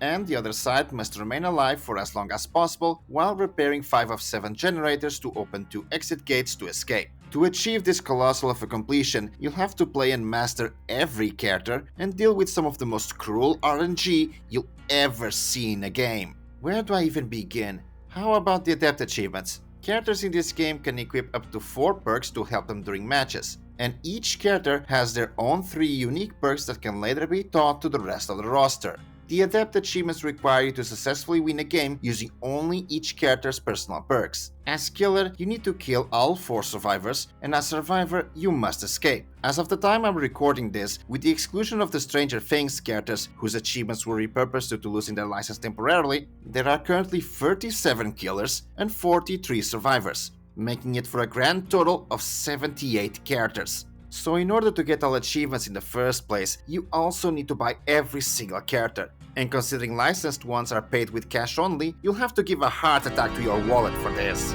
Regardless of which side you go for, the adept achievements are very hit and miss. Some characters have way more competent perks than others, and in the case of killers, some have perks who do not synergize at all with their own power, especially characters in which the power creep throughout the years hasn't been kind to. Regardless, in general, majority of the achievements in this game are up to luck. As survivor, you can mitigate it somewhat by teaming up with friends, but they also require the most absurd RNG of both roles. And in the case of the killer, you can try to act friendly to get survivors on your side, or actively sabotage yourself. At this point, every action you can do in the game is part of an achievement, and you must do them multiple times to get them. In fact, let's go through the hardest achievement each side has, shall we? Let's go through killers first, since they are in theory easier to get. Before going into any specific achievements, all killers have one tied to their power. Usually you must do an action involving it X amount of times, and the further back you go towards this game's release, the more absurd the numbers get. How about grabbing 100 survivors off a trap with the Trapper? How about shocking them 500 times with the Doctor? 500 blinks with the Nurse, 300 tier increases with Michael Myers, and how could I forget throwing 1,000 hatchets with the Huntress? You will have to learn each killer and play a considerable amount of matches to reach these numbers. The more recent killers do not have these ridiculous amounts, but still, here's some that will definitely make you pull your hair out. One that can only be done as the Nurse. She has the ability to teleport through walls in exchange of having the slowest walk speed of the roster. Each of these teleports is called a blink. For this achievement, you must use an iridescent add-on that will grant you 3 blinks instead of the usual 2. Then you must use all 3 and grab a survivor off a generator. You will much sooner see pigs fly than successfully pulling this off in a normal game. Might as well try to act friendly, and hopefully the survivors will understand what you are trying to do and let you grab them. Probably one of the most infamous among the achievements on the killer side. To get this one, you must use Michael Myers. Michael has the ability to stalk survivors to charge his meter. Once he gets enough, he goes up a tier and becomes more dangerous. Here, you must equip one of 2 very specific add-ons that allows you to instantly kill survivors regardless of how many times they've been hooked. Then, you must kill all 4 in a single match through this method. Myers is one of those killers that hasn't aged that well, but it has received some buffs recently that might help. But even then, if the survivors are smart, they will deny you that kill by going into lockers or locking themselves into an animation, like vaulting or doing a generator. What most likely will happen is that you will kill 1 or 2, and then the last ones will cowardly try to stay in lockers, denying you the achievement. I don't think I will have another opportunity to cover this, so I will do this here. The community in this game is one of the most toxic ones you'll ever see, and there won't be any more indication of this than survivors who know they lost the match but choose to deny you this achievement out of pure spite. Not to mention the last one can escape through the hatch, which randomly spawns around the map when there's only 1 survivor left. So enjoy getting BM'd left and right throughout your entire Dead by Daylight journey, regardless of which side you play. Another killer-specific one, and the other infamous one among the killer achievements. Huntress's power is very simple. She can throw hatchets. For this one, you have to down survivors further than 24 meters with those. Do you know how hard it is to get a snipe from across the map? Now imagine doing it 19 more times, and you need to make sure they are downs, not injuries. This again is another one of those in that if you aren't skilled with this killer, you probably will have to try to act friendly to make survivors help you, and even depending on the map, this may not even be possible.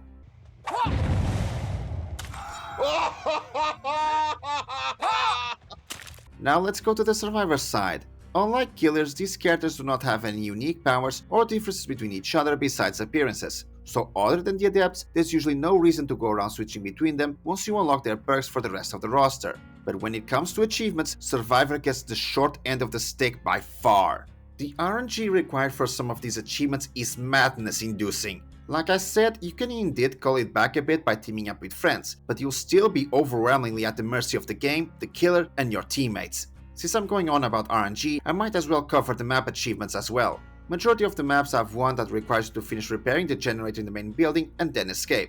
Considering that without map offerings the maps are completely random, you'll be kicking yourself any time you die when you finally get one that you were missing. Now on to the actual nutcrackers. One of the map ones, you must escape from the disturbed ward map without losing a single drop of blood. So either you go through the entire match without getting injured, or you run the perk No Mither, which prevents you from dropping blood but makes you permanently injured for the entire match. It's up to you how you want to tackle this headache.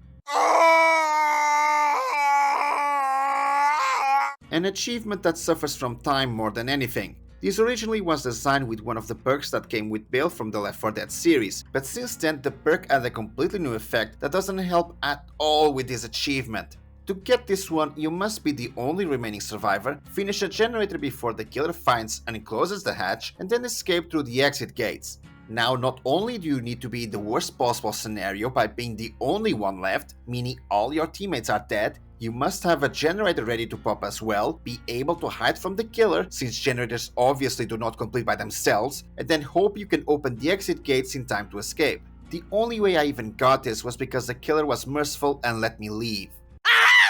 This is the achievement that will test your skills as a survivor. You must escape 8 times while doing the equivalent of 1 generator without using any perks. Probably one of the least RNG dependent ones, but still very hard to get.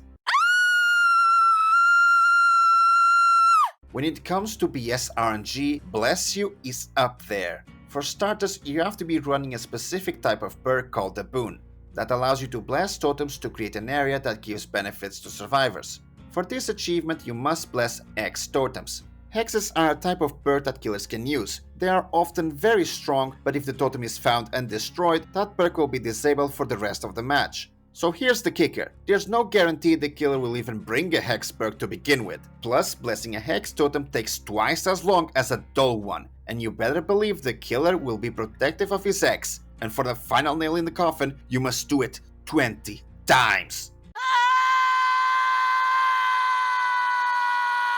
I do not know what the devs were thinking when they made this, so remember how I said maps have their own achievements? Well, this is the Satan of those. The Resident Evil maps are infamous for being the toughest ones for both sides, and it is not uncommon for players to disconnect knowing they got this map. For this joke of a challenge, you must not only power up the exit gates by completing the generators, but you personally need to be the one to open one of the gates and escape. Now do this 19 more times.